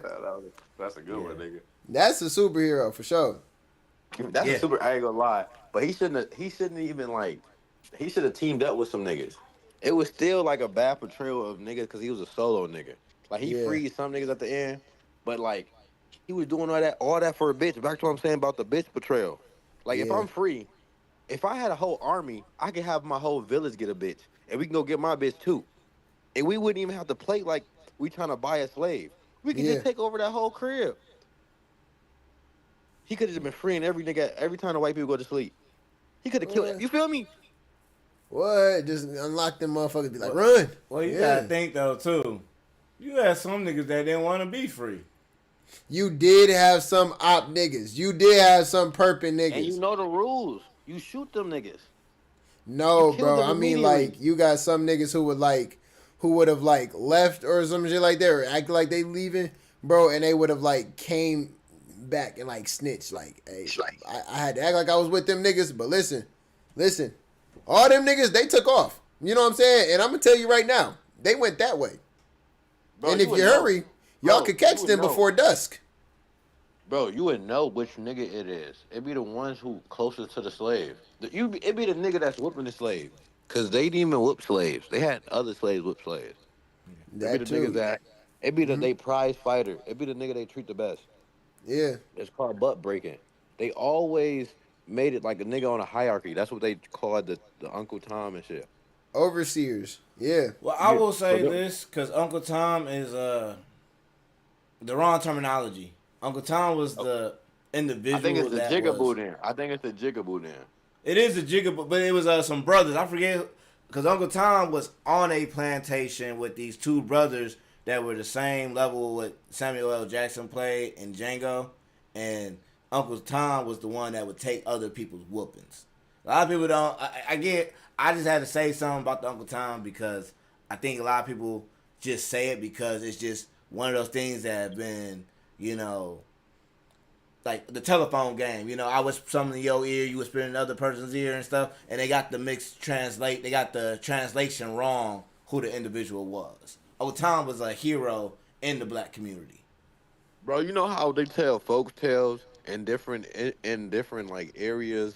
The folk tale is different. There's a different name for them, but it's the same story. Yeah. Yeah, I did hear that about the Uncle Tom because once you said that, I'm like, yeah, because they said it was a jigaboo. It was a nigga who will really sit there and like get everybody killed, but you wouldn't know who that is. Well, I mean, I guess at that time you wouldn't understand psychology. Yeah. Like you would be like, all right, I think every nigga out this bitch is ready to go, and then you see this nigga get everybody killed. You'd be like, what? Yeah. That- That's why and you know what's Harriet was funny? such a goat. Harriet knew. Like, Harriet was actually ahead of her time, like, smart. Like, bro, on G, like, to be able to make that decision, like, you know what I'm saying? Like, it ain't, like, you just know it's necessary, bro. Like, what? I ain't gonna lie. If you trying to go back, like, you can't go back. If you But trying to look, go but back, I'm sorry. You ain't going nowhere. Look. This is where the road end for you. So there's a theory that's saying Harriet Tubman wasn't a real person. They were just using. I don't know how true. I believe that she was a real person, but I think they said something to the lines of like they made up the character to make people want to free themselves. That's crazy, actually, because it's like at the end of the day, shoot, regardless, it's the same concept. Harriet Tubman was like a guardian angel, bro. Like Harriet Tubman was her, regardless if she was real or not. That's a actual legend of black history. And I will say this. Well, damn, Black History next week. That's crazy. Okay. I will say this, and you know what? People call me what they want. I wouldn't have been that brave to go back down to the South. What you mean? Oh, you talking about going multiple times? 'Cause they said she made 13 trips down and back. Like car. No car. She took her ass down there 13 different times. Free slaves and lie. brought them back successfully. And I ain't gonna lie, I wouldn't know what to do in that economy. I would just be on some Nat Turner shit. Like I would have to kill them, like cause I would seen too much. Like I wouldn't even just want to just live and be amongst them. Like it would have to go down. Like nigga, if I survive and I get off this, I'm definitely coming back. I'm finna go rob the nearest horseman for all this shit, and I'm finna come back. But I rather gather some more niggas. I'm like, what you want? I really do to Harriet Tubman, but I'm getting gangs of niggas. Like Man, we could have easily took over the United States if we didn't have a slave mentality.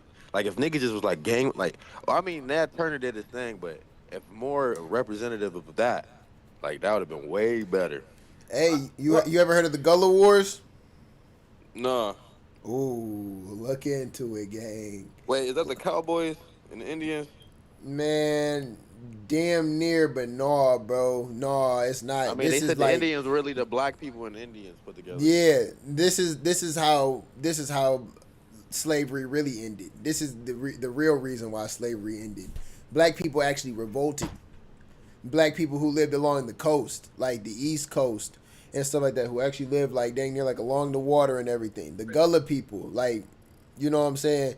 And when you really look at it and look into them, it was like tribes of people who was like tribes of like black people who was living independently and everything like that outside of the realms of slavery and everything like that, was actually thriving, gang. And huh? Actually no, I'm straight. Man, No, black think people about who was before they. thriving, bro, along the coast and everything like that. And like, I guess word got out of of like, you know what I'm saying, these black people and how they was living, how they thriving and everything. And bro, what? So of course, what happened? You know what I'm saying? They get invaded. And when I tell you every single time, bro, that white people tried to invade and try to take them over, whatever, bully their way into their community and everything, bro, they fought back and actually won. Drove white people out multiple times. Had their areas on locks, like actually was willing to go to war with them and actually revolted. And it got so bad because the fact that they knew like they couldn't mess with these people, bro. Like this was a big catalyst for why Abe Lincoln said, you know what? Like, yeah, we finna end this slavery shit like that, bro. Like they dead was killing white people who was trying to come in and take their people as slaves. And this happened in America, along the coast, multiple battles. Bro, that's crazy because they, like, you see how sneaky white people is. They teach us history. They left out that part. They Like, and you leave see it how out. sneaky that is. So like, okay, so we did a treaty with them, whatever, where go amongst them people, but they already monopolized the world. You feel me? All the shit that's like right now today, the people who run the world today, they already came together and monopolized everything. So Yeah, like, what the fuck? They own like niggas can still get rich. Like, don't get me wrong, you can still get rich, but I don't think niggas gonna ever reach like billions like these niggas, just like trillions just off of family lineage. that's old money. Even if you got rich, let me tell you like this. Bro. It's so crazy because I had to realize it, bro. You ever heard the term new money and old money? Yeah, Bro, that shit's so crazy. So even if, say you got rich, like in this lifetime, in your lifetime, you got rich, right? And it's it don't still no even matter money. how much you make unless you really do like up billions and everything like that, like given inflation and everything like that. You really do crack probably like that 1%. Bro, you could get rich, like become really wealthy in this generation and still would not be accepted like amongst all rich people because you got new money. Like you kind of just got here. These people, when you got old money, that means like your peoples, your family and everything have been thriving and have been rich for multiple generations. Like I think it's 3 or more generations. You come Is from that three not or what more generations of classism wealth. is? Is that not what classism is? That's kind of what classism is, but it's crazy because it's like even if you like, it's just another. It's like a people don't talk about it. It's kind of like a class, like you low class, middle class, or high class, and then it's like that's like higher class. It's damn near like an unspoken class that people don't talk about. You know what I'm saying? And Old money, bro. People who and have niggas been rich. and niggas ain't never like the crazy back to the slavery. You know how like back like you saying been getting rich, so they got a last name with they self. You be like, oh, the Marriotts or the Riches or whatever. Whoop. Yeah, Niggas got their name from their slave owner, so we still property of the white people and we passing it down to our kids. You see what I'm saying? That's crazy. crazy. It's just shit. Yeah, So it's like they still own us in a way. They still made profit off of niggas and like so far and so on because they still yeah. monopolize the world. So it's like you don't even need slaves now that you got everything like that. And back to the phone situation, nigga. Everything they got everything they need from you. Like everything connected. Like back in the day, you didn't even need a job for all you need to do to survive.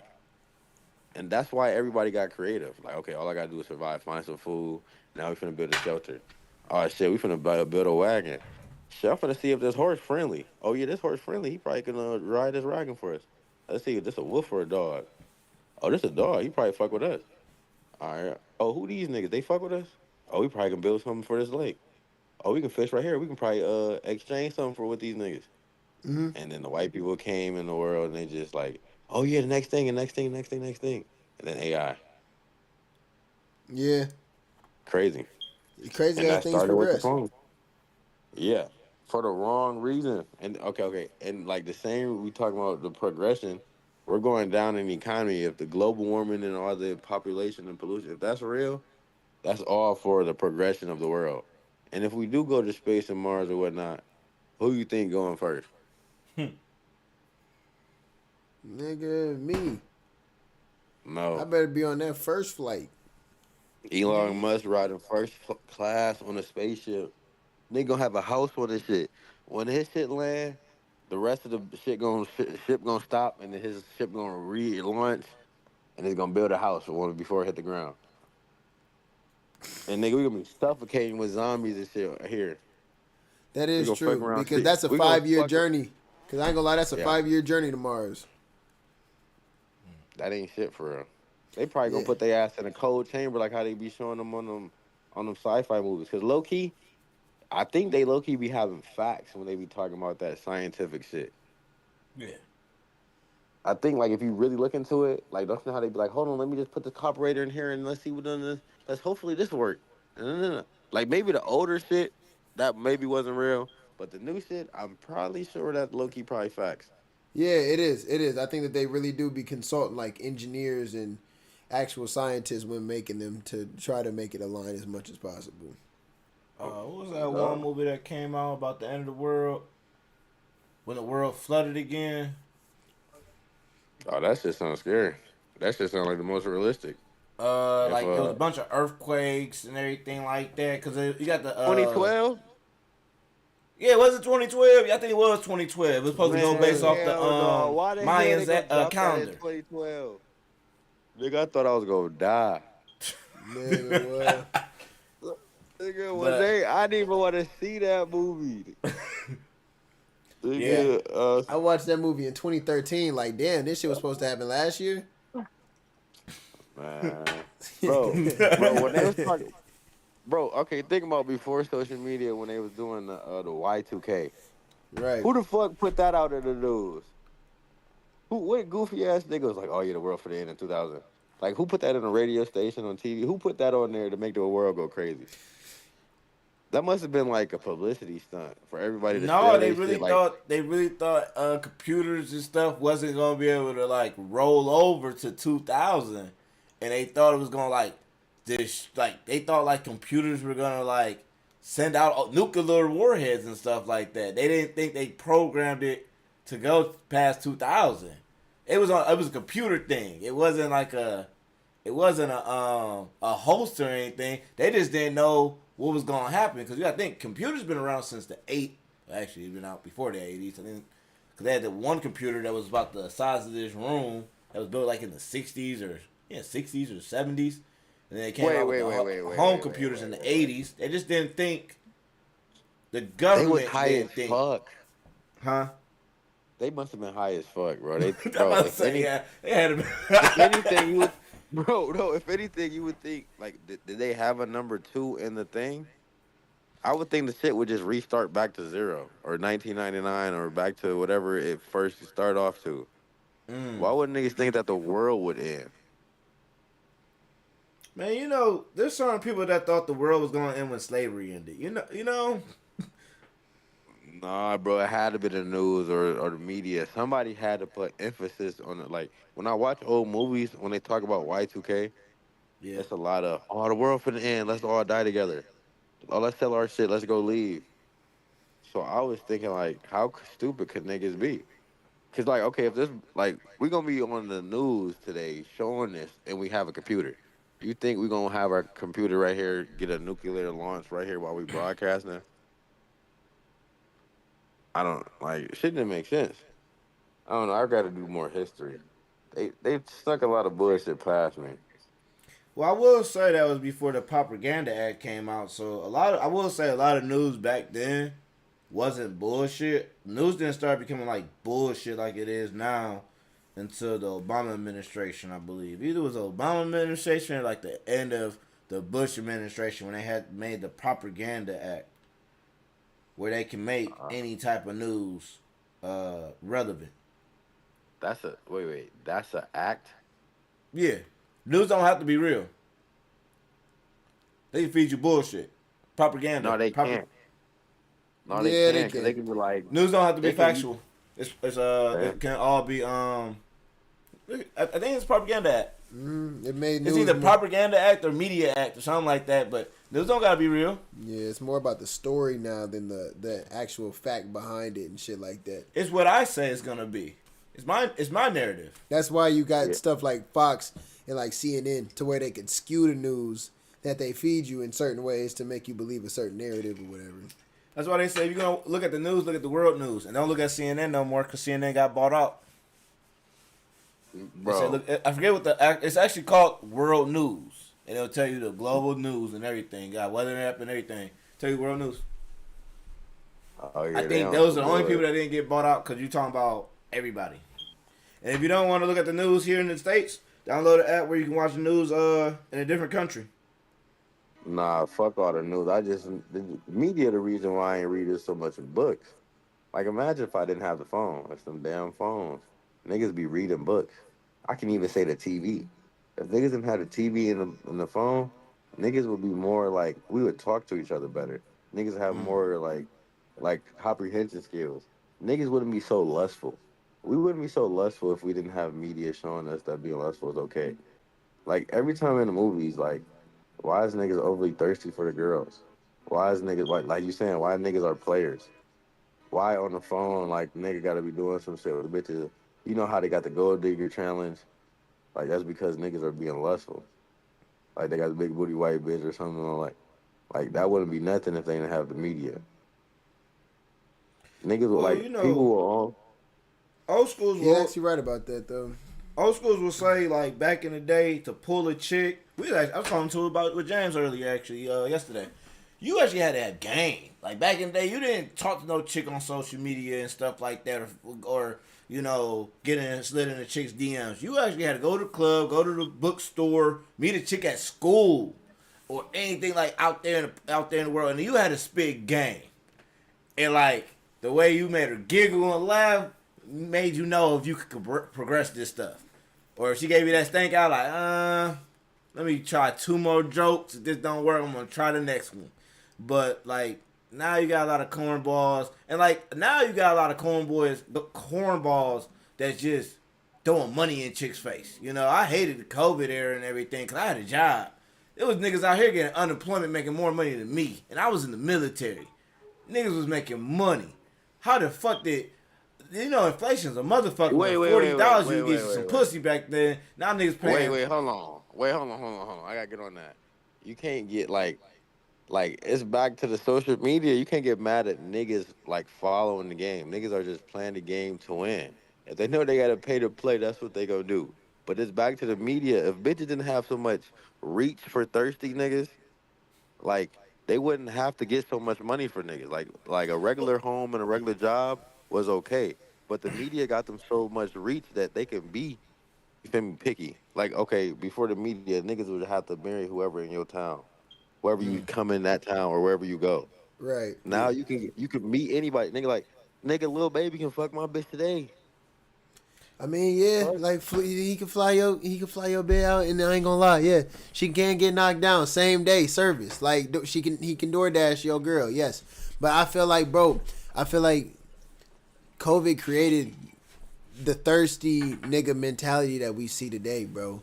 I don't know what that level of scarcity and deprivation did to us psychologically, bro. But like I really did see the male Wait. the They did a quarantine DoorDash and OnlyFans at the same time. Yeah, quarantine. Yeah, during quarantine, Quarantine, DoorDash took off. DoorDash. Yeah. DoorDash streaming, like live Shit. streaming, social Like media, all that shit. everything Boom. being lazy, like them stopping the country, everything making people lazy and stick to their phones made it boom. Nigga, Yeah, everybody probably got an iPhone at that time. And then plus niggas got money at that time. So imagine giving niggas money to do nothing but eat and look at their phone and yeah. waste it. Man, I ain't Make made no do with it. fucking money. I was in fucking service at that time. I was mad as hell. I don't think I got no money either. I didn't even get the And money that I was supposed to get. I'm gonna go look into that, see if I got that shit. Yeah, we got stimmies. We got stimmies, unemployments, and like all that shit. Like all that shit was out there for sure. But Yeah, I'm gonna go look into that. I need that plus my tax return plus this little side thing. I need some money. Oh, and don't talk about the PPE. you talking about the PPP? I I'm not doing called no it what I PPP called it. I loan. didn't want the government being pinged. I ain't nigga hell no. I'm finna go get the LLC. Damn. If I had the Hell LLC, I probably could have did the PP. Look. Hey, bro. Yeah, like so much shit. Yeah, so much shit in that realm wasn't real. But like, I ain't gonna lie. Like, COVID really did start a lot of this shit that we seen today, bro. I ain't like this generate. That's really where this generation kind of did get cooked. It took something as drastic as that shit to kind of Wait. cook us. Wait, Otherwise, I think we was on pace to be the generation that saved the world. No, listen. Then ChatGPT came out too. I I ain't don't know know. about it yet. Chat it came out in GPT, it 22. did. It came out. It came came out out during in COVID. I was 2020. hip. I wasn't hip. I was doing homework still. I got put hip. I got put hip by somebody. Yeah, and I was too suspect. I was suspect of it for sure, but somebody showed me how that worked, in and out, and I was like, huh. So I kept it in my back pocket, and like so I've been playing with ChatGPT now for about 4 years. Nigga, this is my first year. This bitch damn near taught me how to work out. Helped me shoot YM Myers. Shit. This damn near my assistant right now. I don't even got friends at the moment. Man, hey, look at why was I just saying that? I said I just peeped that shit yesterday. I said, damn, bro. I said I don't got friends no more. Bro, you don't need the bro. Nigga, you already niggas old enough to know that friendship was just for grade school. Niggas got business partners, nigga. Niggas True, ain't you- sit here and just look at each other and be broke. Yeah, you right. Nah, you not lying. You not lying. If I ain't where I need to be, bro, I'm not just out kicking it and shit like that. Hell yeah, everything I'm doing out here right now, nigga, is in Man, the name of especially how do bro. we get to the bag? And if we can, if me and your plan end up being successful, nigga, what? Locked in for life. Man, and let's still honor too. Like I can't just get money with anybody. Like I ain't gonna lie. Yeah, Like some niggas I know I can't get money with them. I can only go like when I have leisure time, go have leisure time. But I'm not. That's really why niggas don't have friends for real. Cause once niggas really starting to make money, you don't want to like business with friends with the wrong nigga who don't understand or have the same morals or have the same character as you. That can fuck up a whole business. yeah, yeah.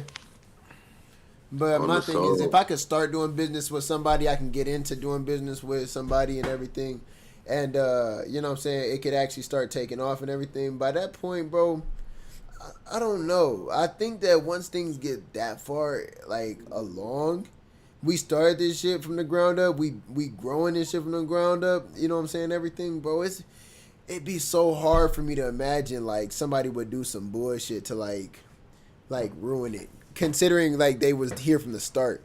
What I be seeing so much is that the people who be trying to start business, like who be starting businesses, they get it, you know what I'm saying, they get it started and everything like that, and eventually they start bringing people in who don't emotionally have the same attachment to the business as the people who originally started it, and they come in there and fuck up the motion and then act like they was owed something. Like that's the shit that I seen with I don't know if you know who FaZe is. All them Call of Duty people and everything like that. And now FaZe ain't nothing no more, bro.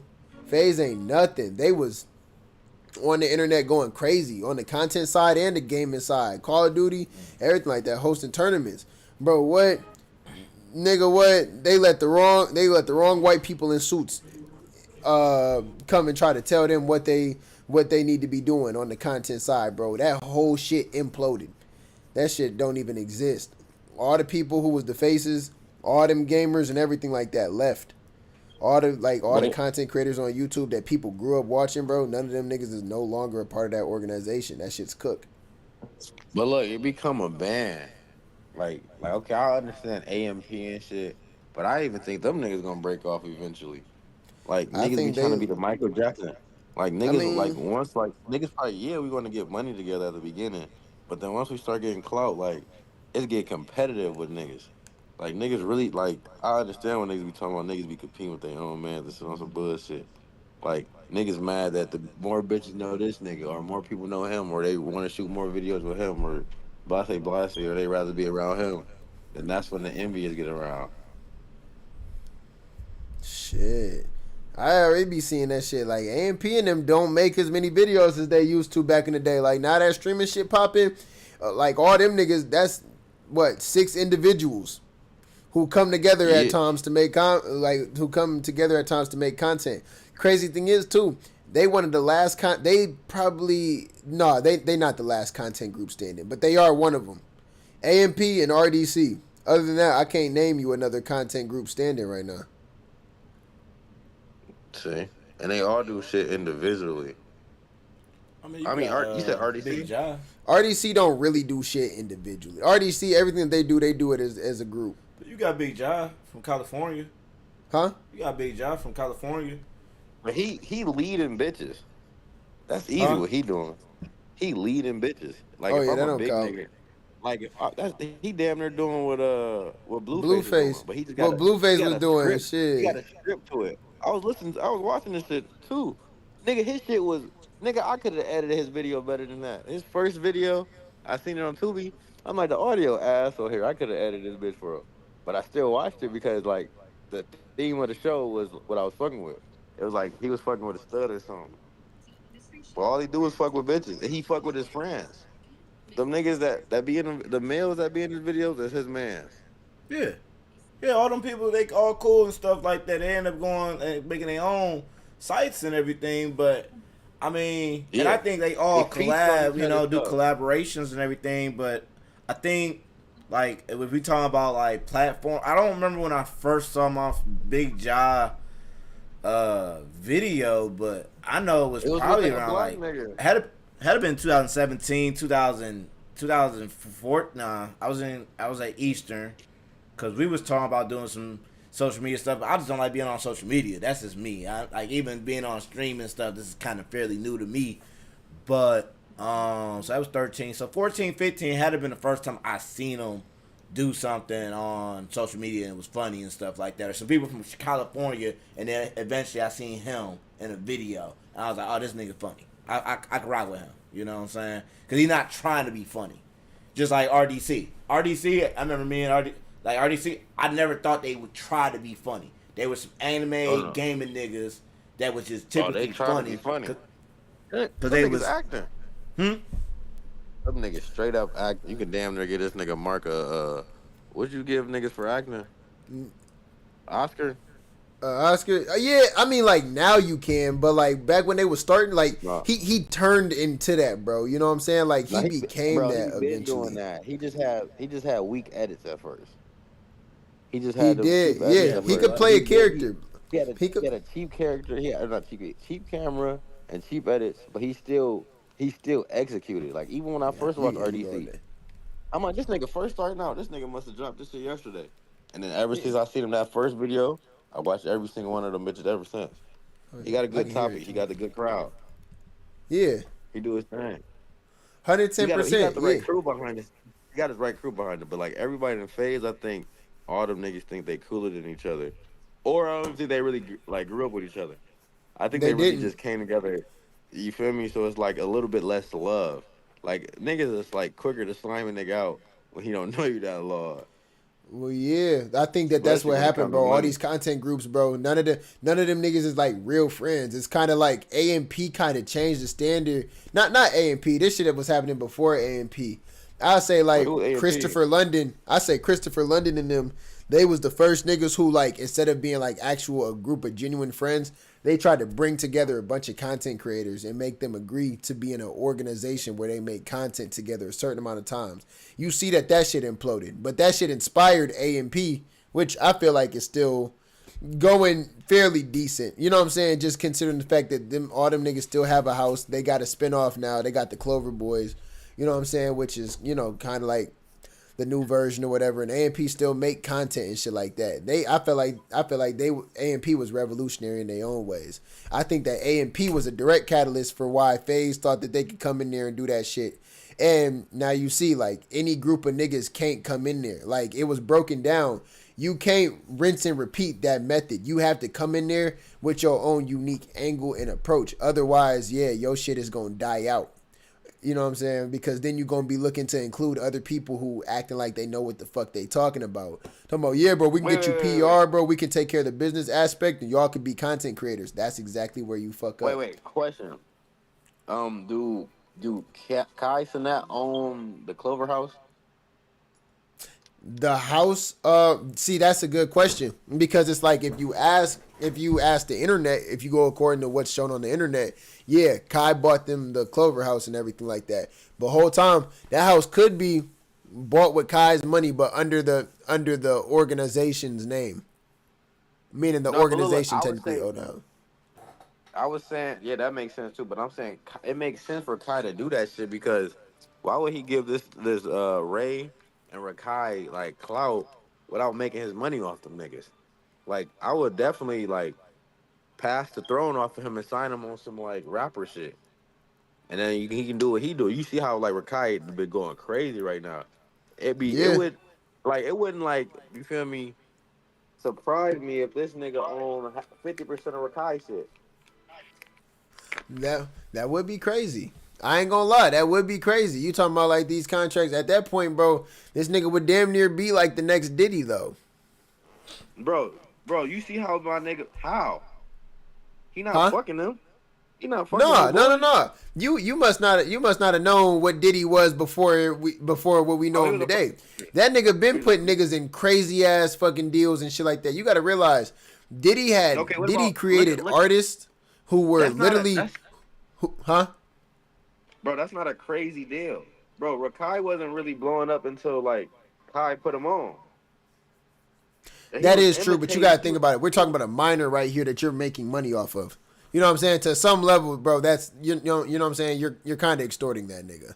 Because you could tell that, bro, you built a star, and Ray too. Ray was, I think, young too. He was like probably like 17 and everything like that when Kai met him. And Kai gave that nigga a platform too. He gave Ray and Rakai platforms and everything like that at ages where they couldn't. Ty Lillard a platform too.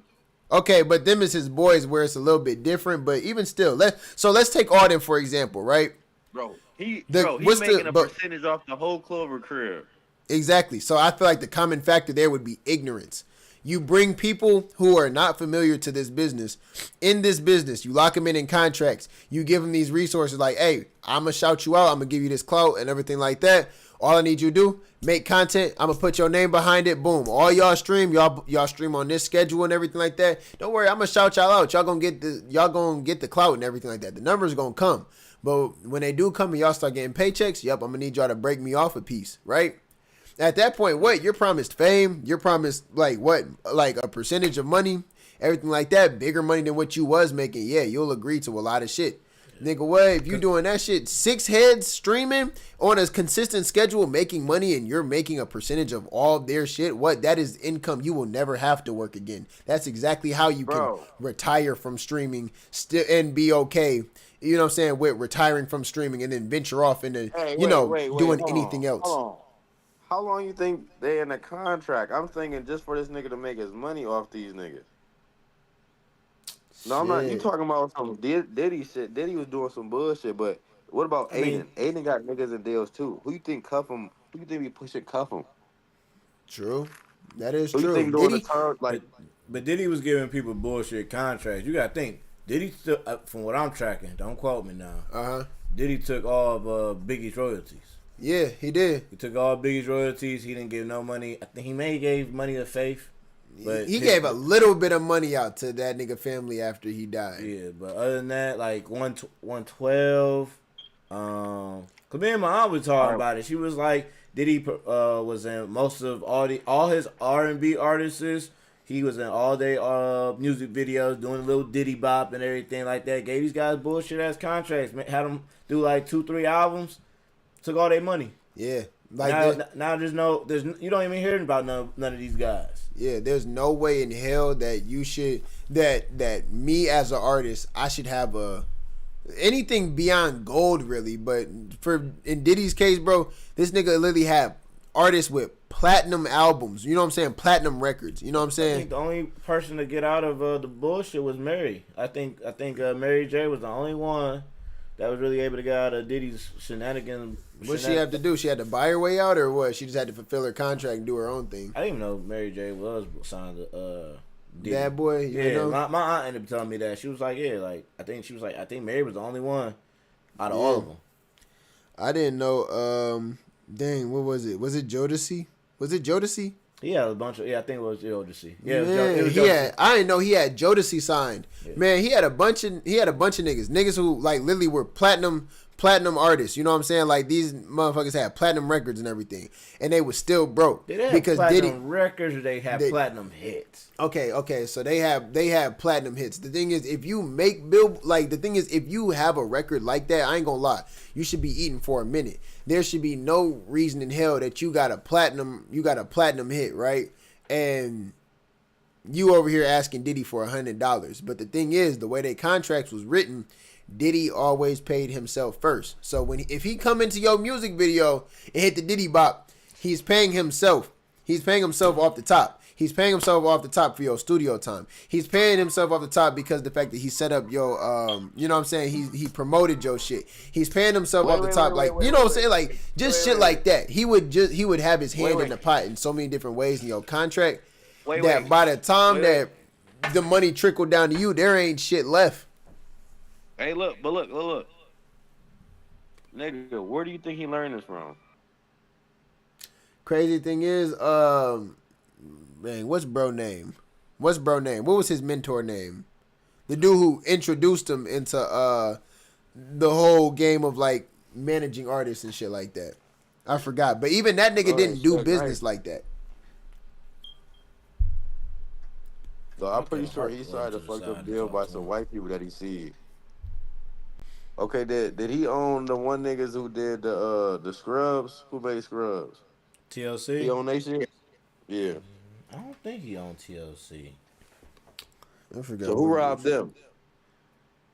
Cause you know how they said they was broke. We need that same energy for them.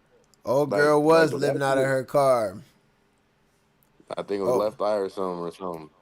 Yeah, I forgot. Old girl was living out of her car. Hey, and shit. but listen, I ain't justifying it, but nigga, a music video definitely cost way more back then than today. Yeah, Nigga, they did movies. They have fat ass cameras, and you got to teleport. You got like, you feel me? You got to transport. I said transport that shit. So it's like, I do understand that shit being more expensive. Yeah. Yeah, no, it definitely was. Like, music was not you couldn't just do music and stuff like it wasn't for the common person. You had to have money to get into that motherfucker, or you had to have talent to get discovered. Which is why, like, niggas used to, you know what I'm saying, Diddy could host something like, oh yeah, open auditions or whatever. Everybody gonna come out to impress him because they needed his money. They needed his money in order to be able to, you know what I'm saying, even have a chance at making it in that career. That's really how he was able to get off like that. It wasn't like, you know what I'm saying, people ain't have Pro Tools, you know what I'm saying, or FL Studios to be able to make music. You needed people with money who was willing to back you for real. Nah, nigga, I know you seen Hustle and Flow. Yeah, I seen Hustle and Flow too. Yeah. They have real studios. You didn't need the software good, but you can do all that with wires and whatever, the interface and a mixer and some more shit. You can do then you bring the microphone in that bitch. They bring the speakers in that bitch. You just gotta know what to get. I just can't find my.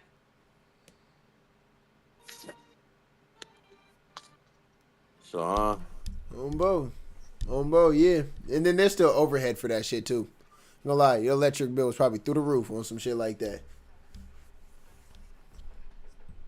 Yeah. whatever. But yeah, I ain't gonna lie. Yeah, music was not a cheap industry. So you know what I'm saying. You got people like Diddy who was locking people in contracts, and the thing was, Diddy moved like that because at the end of the day, he was a talentless nigga. Like he moved like that out of envy. Like bro and them would see somebody. They had an ability in music or whatever in the entertainment industry that he wanted. So he would get you and he would get you up under his wing and shit like that. And boom, you do all the work. You use your talent and everything. He would attach himself to, he was a parasite. He would attach himself to that person. And it's like, even though that person's doing the work and everything like that, he attached himself just enough to where it's like he benefiting. It's almost like bro and them found a way to be the star with no talent.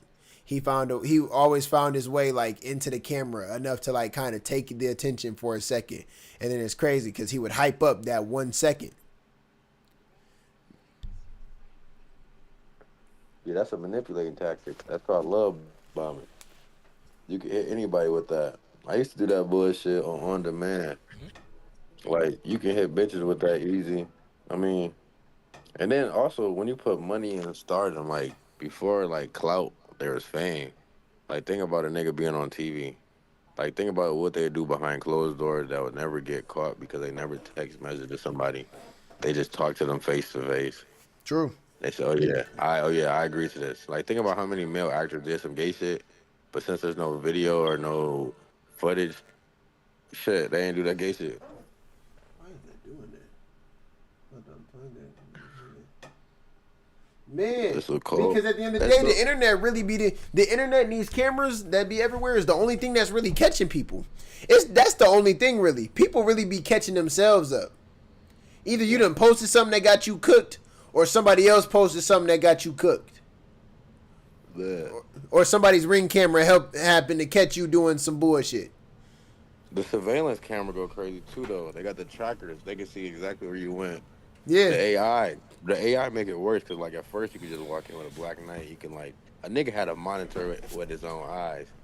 Nigga, AI gonna outline this nigga with a box. They gonna tell you how tall this nigga was, how fast he was walking, how long he was there. Did he come back? What car he was parked? They go grab the license plate.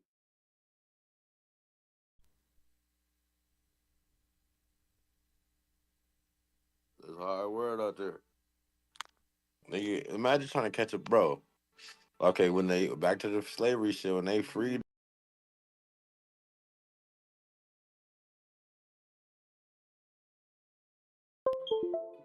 and they had the bounty hunters. Nigga, ain't no bounty hunters today. I mean, there's bounty hunters today, but you can't kill. I mean, you can kill, but you know.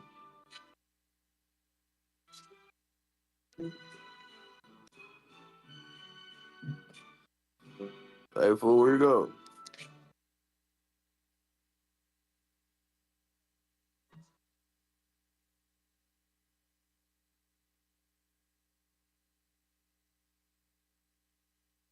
Yeah.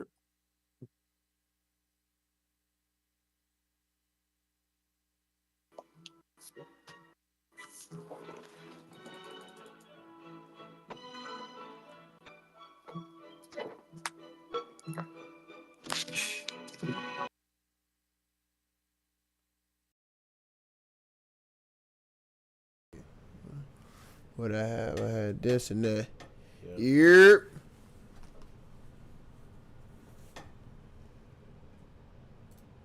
Yellow. Damn, the government got you. The government got me. Oh, you off? Yeah, I think he left. I want to see if I can invite him back.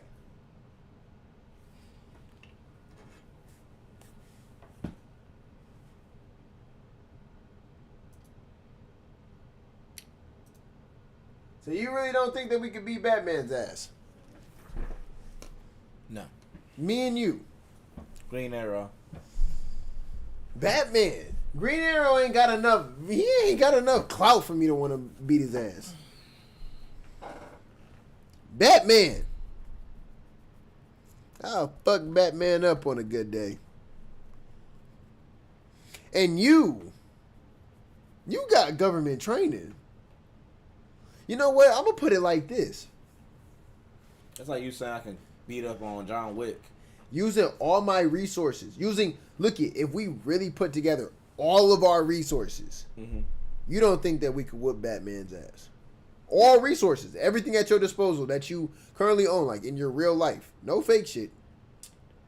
So you think you could whoop on John Wick? John Wick is a regular human. That's a regular human. Regular human that nobody end up putting in the dirt. Okay, if John Wick, yeah, that's because he ain't come across me. Bro and them. Wait, they come on. I ain't gonna lie. Come on, you mad about that dog? Show me. Show me. Show me. Show me you mad about that puppy. Come over here, you gonna limp back. A lot of people was mad about that damn dog. Yeah, get your bitch ass wicked. Oh, fuck John Wick up. He ever came at me on that dumb shit. Dope ass movie though, Nate.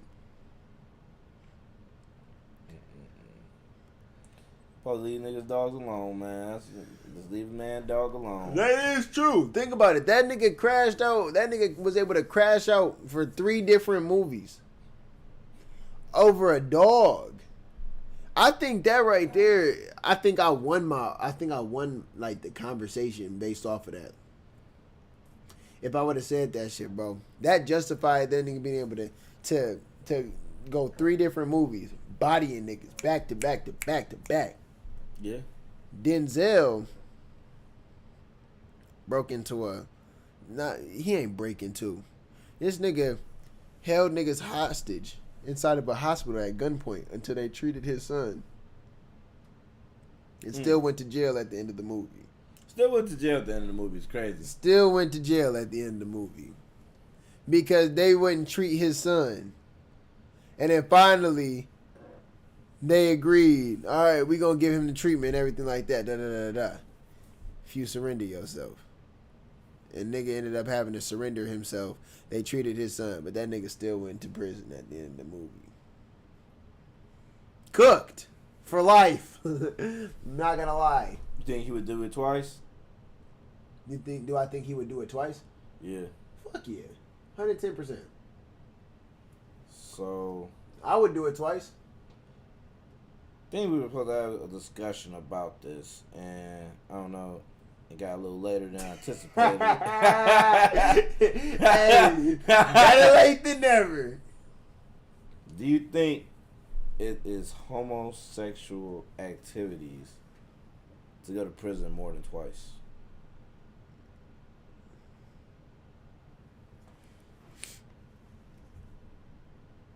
I really want to figure out how I want to articulate my words because I want to take this time to really sound intelligent. You sound intelligent. Nah, trust me, I ain't gonna try too hard. There comes a time in everybody's life where you're gonna make a mistake. Yes. There probably comes times where you're gonna make the same mistake twice. You know what I'm saying? Fool me once, shame on you. Fool me twice, shame on me. And I think that that's about where it should stop. I think that once it progresses any farther, I think that you have to question the motive behind the action and everything like that. And I say for prison, prison, you know what I'm saying, when we talking about that and repeating the same illegal actions to keep landing yourself in prison, eventually I'm going to question the action. And where I seem to land every single time when I question the action is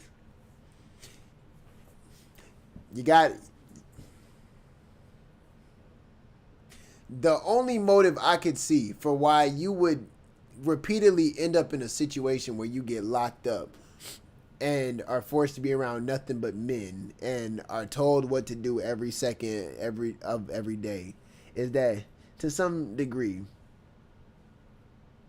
you got to be a homosexual. You got to be homosexual whether you admit it or not.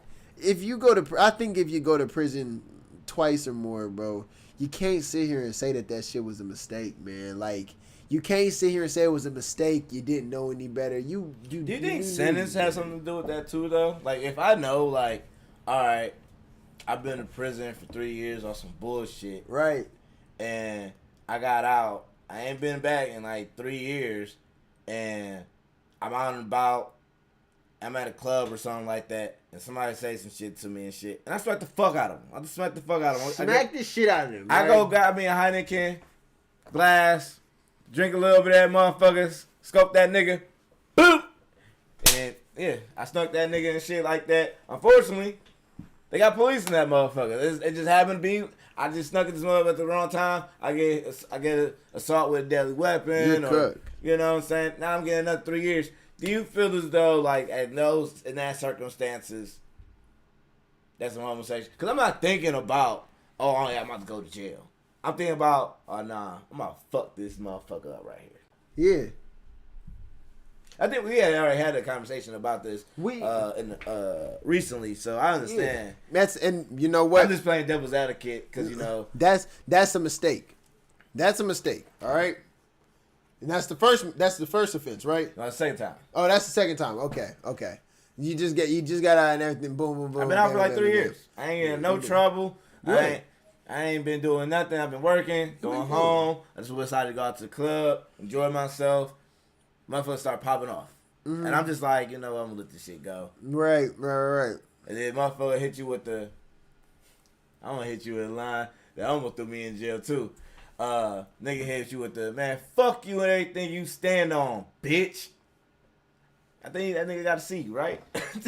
I ain't gonna lie. I think at that point, and I done already been there once, I didn't even punch that nigga. My body punched that nigga. I don't remember cocking back like this. But like you see when that happened, you see when I heard it, like I kind of already flew into the motion. I already kind of sat back. So it's like with that, I can understand going to prison twice. I can understand going to jail twice. Right.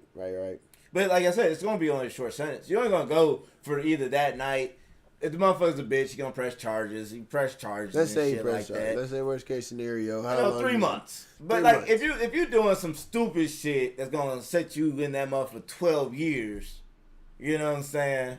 Like kill a nigga over some shoes and then go into fucking court smiling in the judges' faces and everything like that. Right. And you get the prosecution team gives you 10 years and you get out and now you're I think you got 12 or 15, but whatever because whatever.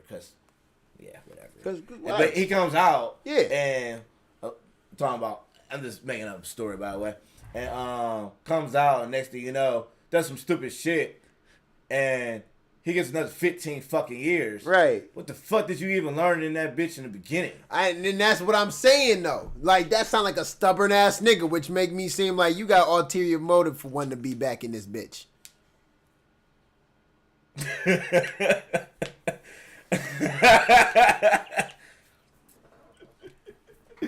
Hey bro, and if you ask me what that ulterior motive is, something inside of you, whether you like it or not, bro, something inside of you, bro, has an affinity to that environment. Hey man, but I was the man in prison, dog. I was able to get the drugs in prison. I was able to do certain things that I wasn't able to do outside of prison and everything like that. You know what I'm saying? Like, you know what I'm saying? I was the man of that motherfucker, dog. Motherfuckers putting Twinkies on my motherfucking bed. You know how hard it is to get Hostess in that motherfucker? You know, motherfuckers can get Little Debbie's, but you got Hostess. Nigga got me little Twinkies in my shit. I got fucked with in that motherfucker. Fuck me in that motherfucker. I'm going to tell you like this. I know people who ain't never been to prison before who know damn well if you go into your cell and you find snacks on your bed that you know damn well you ain't buy and them shits ain't yours, don't eat them snacks, my nigga. Because ain't shit in jail free. Ain't shit in jail free. You go in that bitch and, ooh, somebody must be real nice. You crack open them Twinkies and eating and shit like that. Within that week, you gonna be somebody's Twinkie.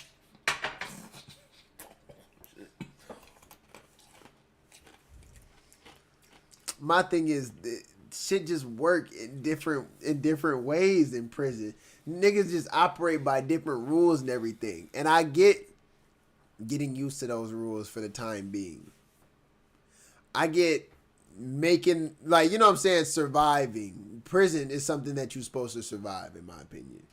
You're not supposed to get acclimated and get comfortable. You know what I'm saying? I mean, I think it goes in I think it's a different realm. I mean, I did a short sentence, you know, and you know, I don't know if I ever told you about my sentence or anything like that, or anything.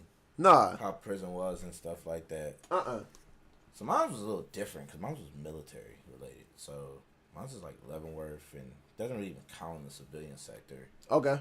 But I will say, it's weird because it's like when we talk about military prison, everybody that was in there was in the military at some point. So everybody had like some form of discipline, respect, one for themselves and amongst everybody else. You didn't come with me no bullshit or put me in your bullshit. That's how I was, at least, you know, like I did my time. I think the biggest thing is, you know, we have orientation there and they tell you, do your time. Yeah. You know, don't get caught up in the moment of, oh man, that's my homeboy, I'm cool with him. Because, you know, like I said, it's different between doing, you know, less than 6 months compared to a motherfucker that's done that bitch for 6 years. Hell yeah. You know what I'm saying? That's a whole different ball game. Hell yeah. You know, because I'm just trying to get the fuck out and just get back to my regular chapter in my life. You know what I'm saying? You know, this is going to be your habitat. This is going to be your environment for the time being, however that may be. Yeah. You know, 3 years you can get parole. And that's if you want to take parole. Because parole route, I'll tell anybody, the downfall about parole is you're still serving your sentence. And, like, if you had 6 years, you go out for parole at 3, you're on probation for 3 years. Like, you know, that means you can't smoke, you can't drink, you got to drop when motherfuckers tell you to drop. You drop dirty, you going back. Yeah. So it just, I met a dude and he just said, I didn't want to go on parole. I just want to finish my time. Yeah. XYZ. I think he ended up getting released he ended up getting released like a year early, you know, from good behavior and shit like that. But still, I mean. Now, we got to damn near analyze that for a second.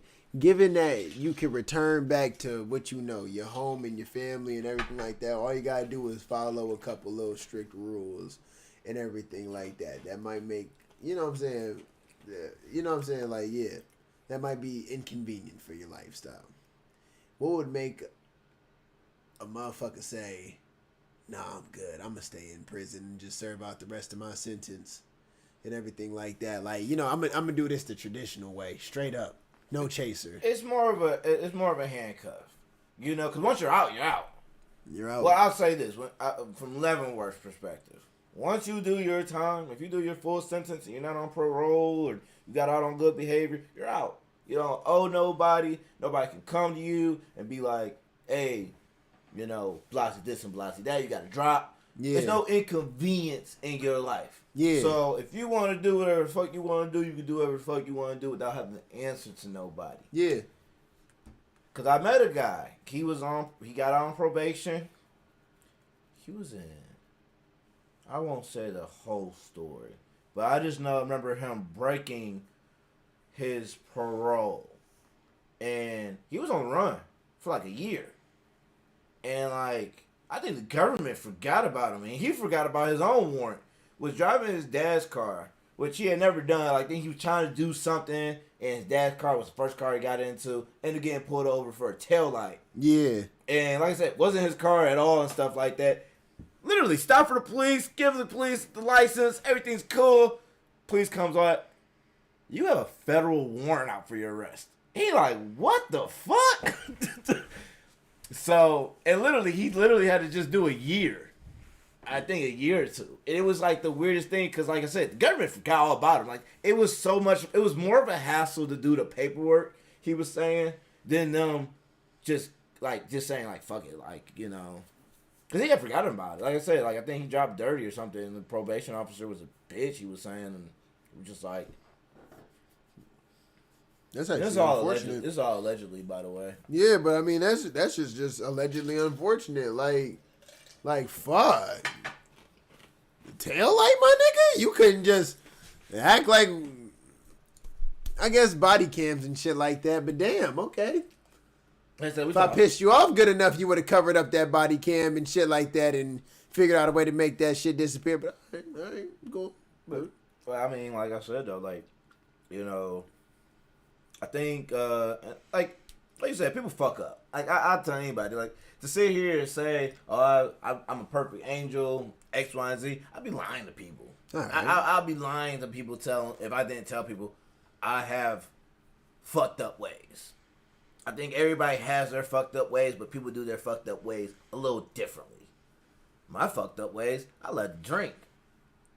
Drinking and women were my fucked up two things. All right. So. Those are your two vices. Oh, you know what? I wouldn't call them vices. What would you call them? What's the devils. definition of vices?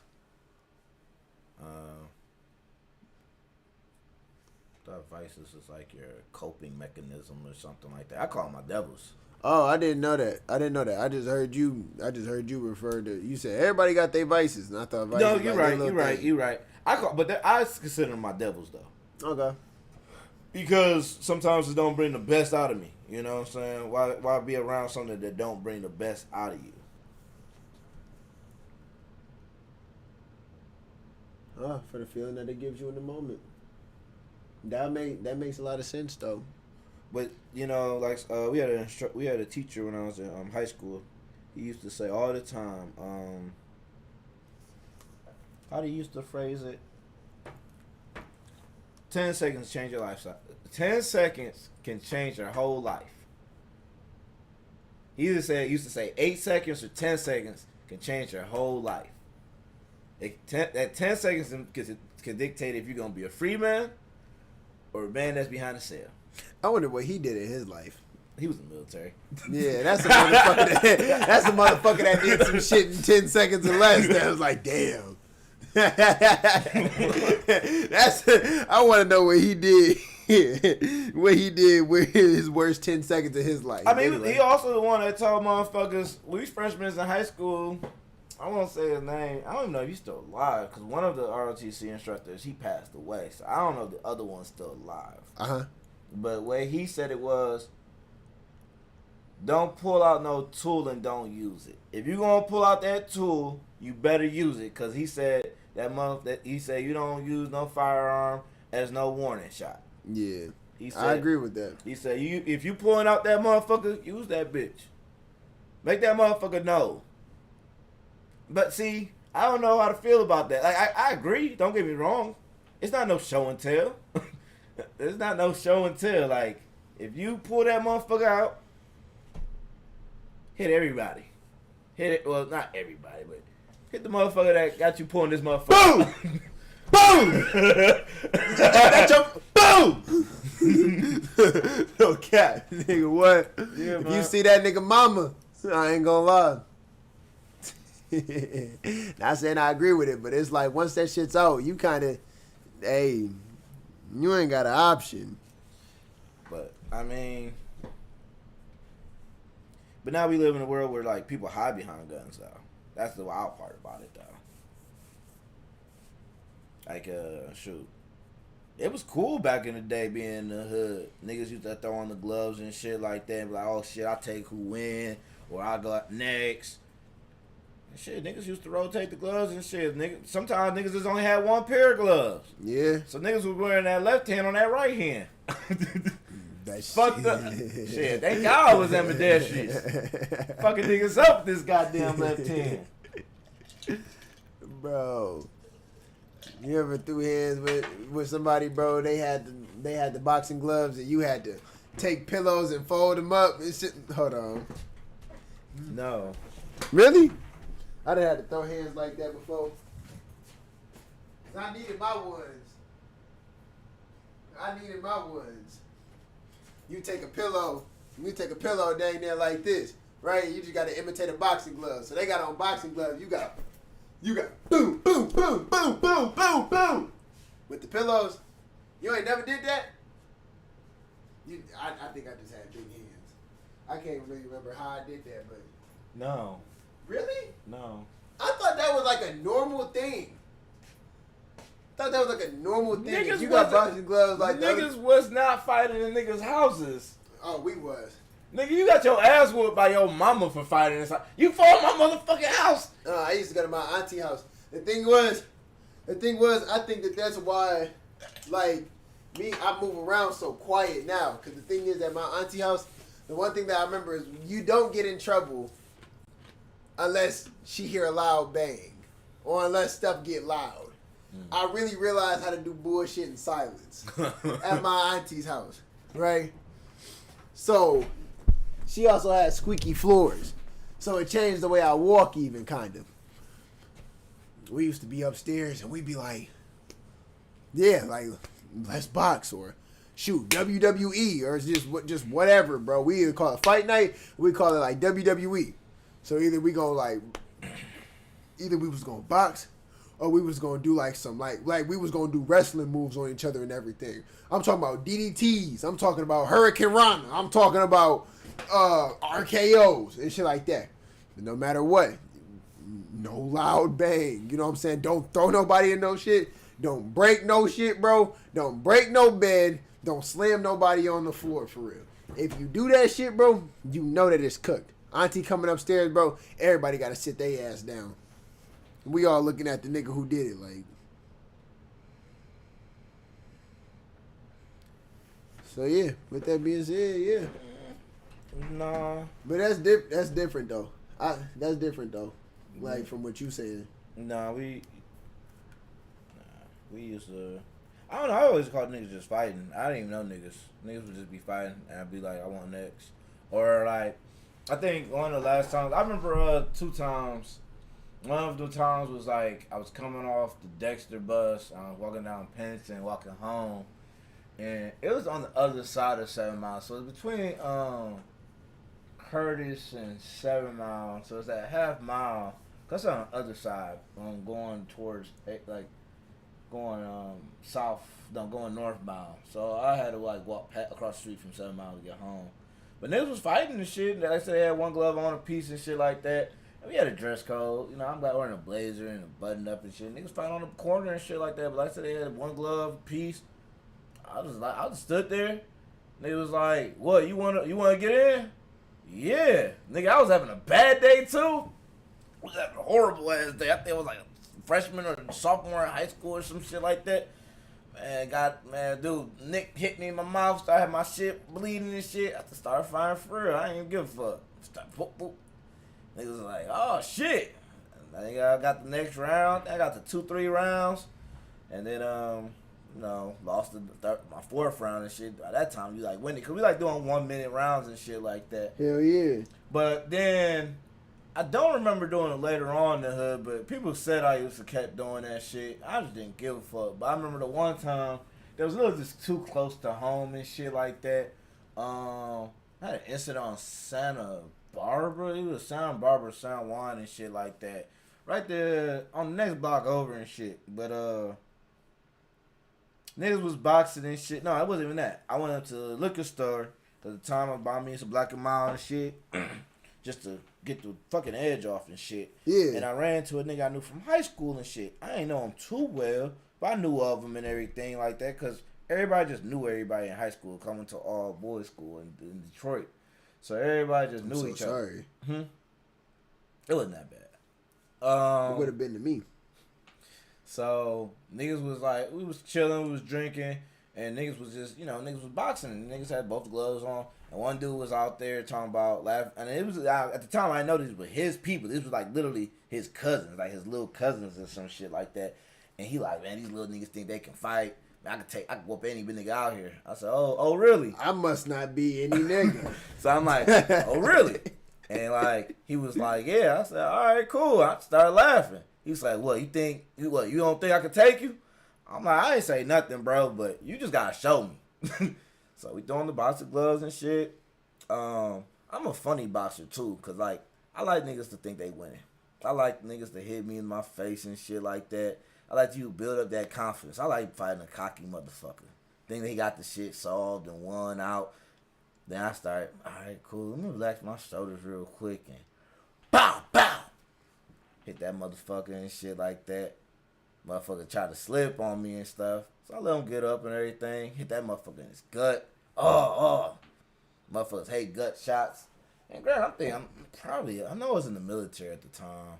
So I had to been about less than 21. I wasn't 21. I think I was turning 21. So I'd have been like 20 going on 21 at the time. So I had a different type of mindset, a different type of drive too. I just had a really give a fuck attitude.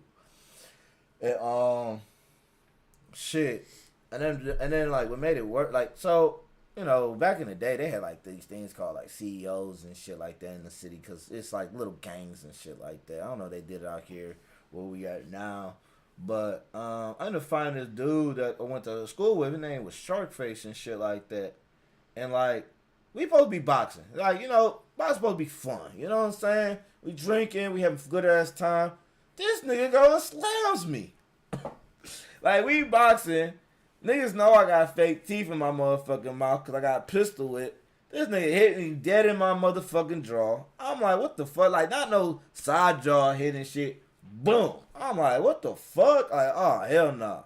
Nigga grabbed me, slammed me on the ground, everything. I'm like, yo, what the fuck wrong with you and shit like that?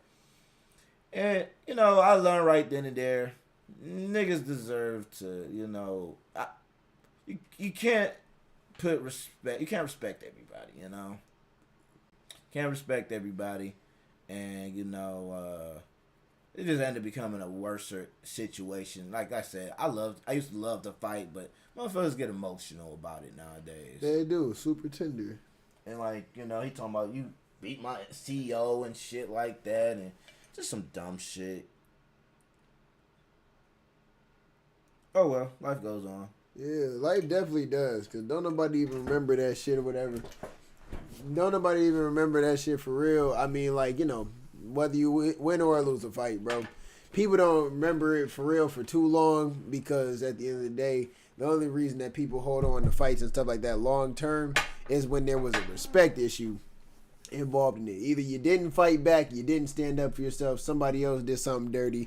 Them is the fights that you just hold on to and remember. And right there, I definitely see, like, it always holds true like that. Those are like the fights that you just remember long term. Where all the fights I was in. Huh? I remember all the fights I was in. Yeah, but that's the one that like stands out though. Like that just stands out amongst like other ones that you just told me about, just because it's like, bro, right there, you like, you know what I'm saying? I should have kicked him in the nuts. I know. You should have. No, that nigga should be underneath the ground. Kicked him in the nuts. I know. Yeah, put him down like a dog and shit like Man. that. I just look at like, what you doing? Like, why are you showing out? Like that situation right there. I think one of the worst situations that I've ever had when it came to like a physical dispute was I know the situation, but I don't know if I want to show you how it is.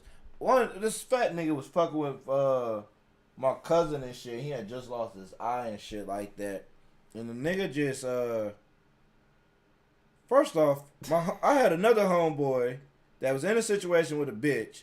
He beat on his bitch. My mans broke up the fight. Right. Dude told dog to leave. We making sure that shorty good. Right. She said we just let our nigga whoop her ass, which wasn't the case. My thing is this: I don't know if you like getting your ass whooped. Maybe that's something that y'all do for foreplay. She don't like getting her ass. Maybe she like getting She don't like getting the ass whooped, bro. You asking the wrong questions off top. So now you gonna piss shorty off. But go ahead. So she don't like getting her ass whooped in front of company. She don't like getting her ass whooped at all. So anyhow, I guess you caught some niggas over there. One nigga was this big ass nigga. I guess she was sleeping around with the nigga and shit like that. Our other nigga get mad about it. He like, you fucking my bitch. Nigga, get your work clothes so we can get the fuck out of here. If this nigga fucking your bitch, let this nigga fuck your ugly bitch. Like, come on, dog. Like, Dang. Yeah. Damn. Then, so, next thing y'all know, him and his bitch get in an argument. Dude and his people leave. Next thing I know is me and my cousin, one of my cousins, he had just lost his eye and shit like that. And the big nigga come back in there talking about which one of y'all say y'all gonna whoop my ass? Now this guy's like 300 pounds, like stomach over his fucking legs and shit like that. I'm just like, what the fuck are you talking about? Like, nigga, I'm like a at the time, I'm probably like $164. I'm not fighting you. I'm killing you. Like, there's no fighting in a person that's double my weight class. Like, no. Because I'm going to fight you to the death. Like, This looks like a job for the Glock. It's exactly how I'm analyzing that whole situation. but, like, he took my cousin's shoes. My cousin had a pair of shoes in his book bag and shit like that. He like, whose shoes is these? And I'm like, yo, leave my nigga alone. Like, my nigga is just like, I think he was asleep or something at the time. Because, like I said, it ended up being like a long night. It was supposed to be a good, cool ass night. Pizza, drinking, cool, movie. A nigga night. You know what I'm saying? We're going to call some bitches over. His bitch ended up coming home early from work. Like 4 hours early home from work and shit. On the whole night.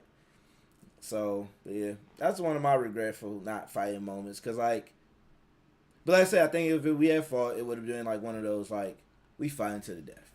And then, like, we know, like, niggas gonna try. Because, like I said, she called niggas. Niggas come 4 deep. Me and my cousin, we know how to fight. We've been fighting. We've been in the fucking bar fight. Couple bar fights, actually. Right. Shout out to that nigga. But, Shout out to Cuz. but that nigga, the nigga that had fought his bitch was talking about some, yeah, we ain't gonna fight my baby. We ain't gonna fight in my girl house. Nigga, what the fuck are you talking about? Y'all don't want to fight. Y'all gotta take that outside. Nigga, these niggas not even here for us. They here for you. You go outside and fight these niggas. I damn near forgot that detail. Nigga, I forgot that all this shit started because of that nigga. Yeah. Yeah.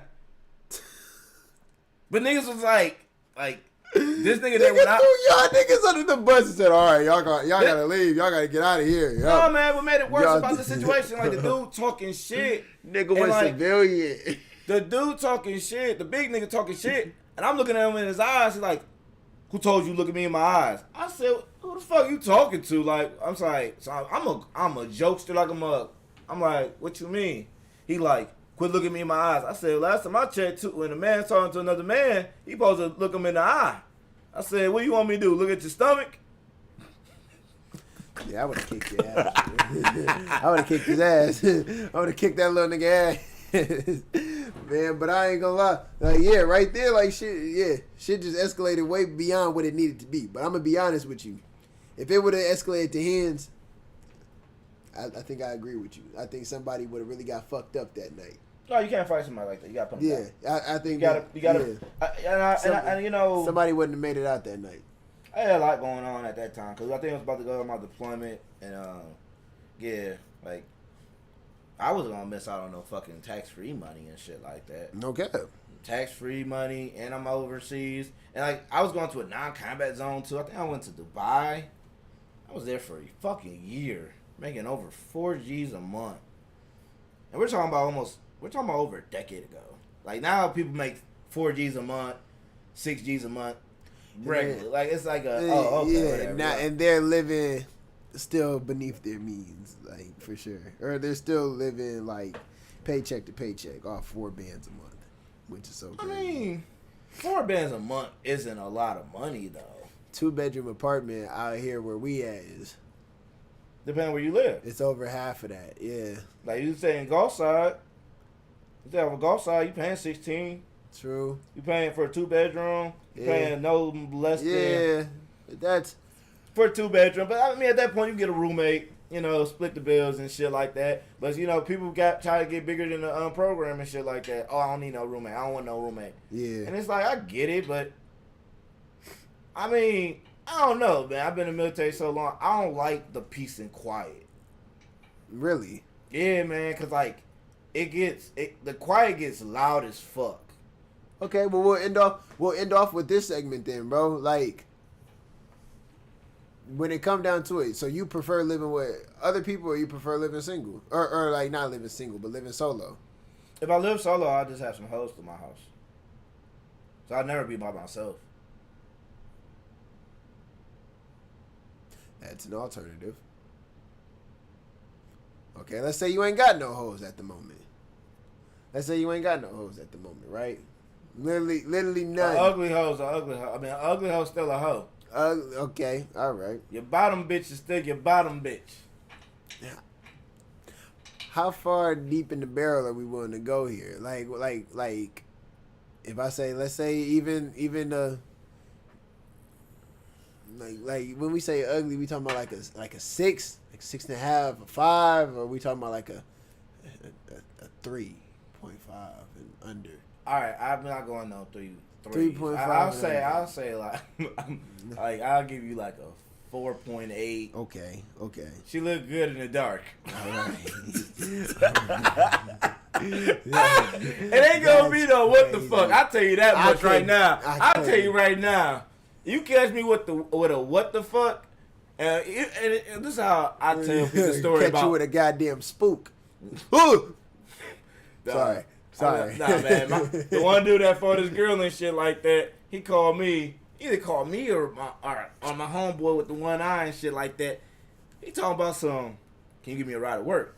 We like, cool, whatever. Like I said, I can't remember if I was driving or if my mans was driving. But we get there and shit. The nigga left the door unlocked and shit. So I walk up, like he stayed in a 2-family flat. Right. So he stayed up the stairs and shit. Got both doors unlocked. So I'm like, cool, whatever. So I walk to the front. Nah. He locked the front door. So I knocked on the door. The person on the bottom flat opens up the door. He was like, yeah, he upstairs. I'm like, cool, whatever. Walk up. He had the door unlocked, walk up the stairs and everything. I stop. Kid you not, get up to that last step. It's like a turn. It's turning this way, so I'm going to do a mirror image. Right. I turn this way. It's this chick. And I say, what the fuck? Just stopping my track. My man's behind me. He just hit me. And he like, man, what the fuck, you know? And I was like, and I just did one of these. My man said, what the fuck? Like, it was a what the, like, what? Like, I literally. Ain't no way! It was like, what the fuck? That's brother and girl! Nah, it was just a what the fuck. Like, I'm talking about, I had a mug face, wide ass, a body, small legs. The bitch had an orbit around her, nigga. Like, so we looking at her. She looking at us. She like, are y'all here for Daryl? We like, yeah. And like, Daryl comes up. Who let y'all in? Like this. Nigga, what the, like, nigga, you asked us for a ride. Nigga, you gotta be at work in like 10 minutes. Like 15 minutes. Like, what the fuck? Like, we honked the horn and everything. Daryl! Damn, I wasn't supposed to say his name. We was just like, no! We hit him with the, so we sit on the couch now.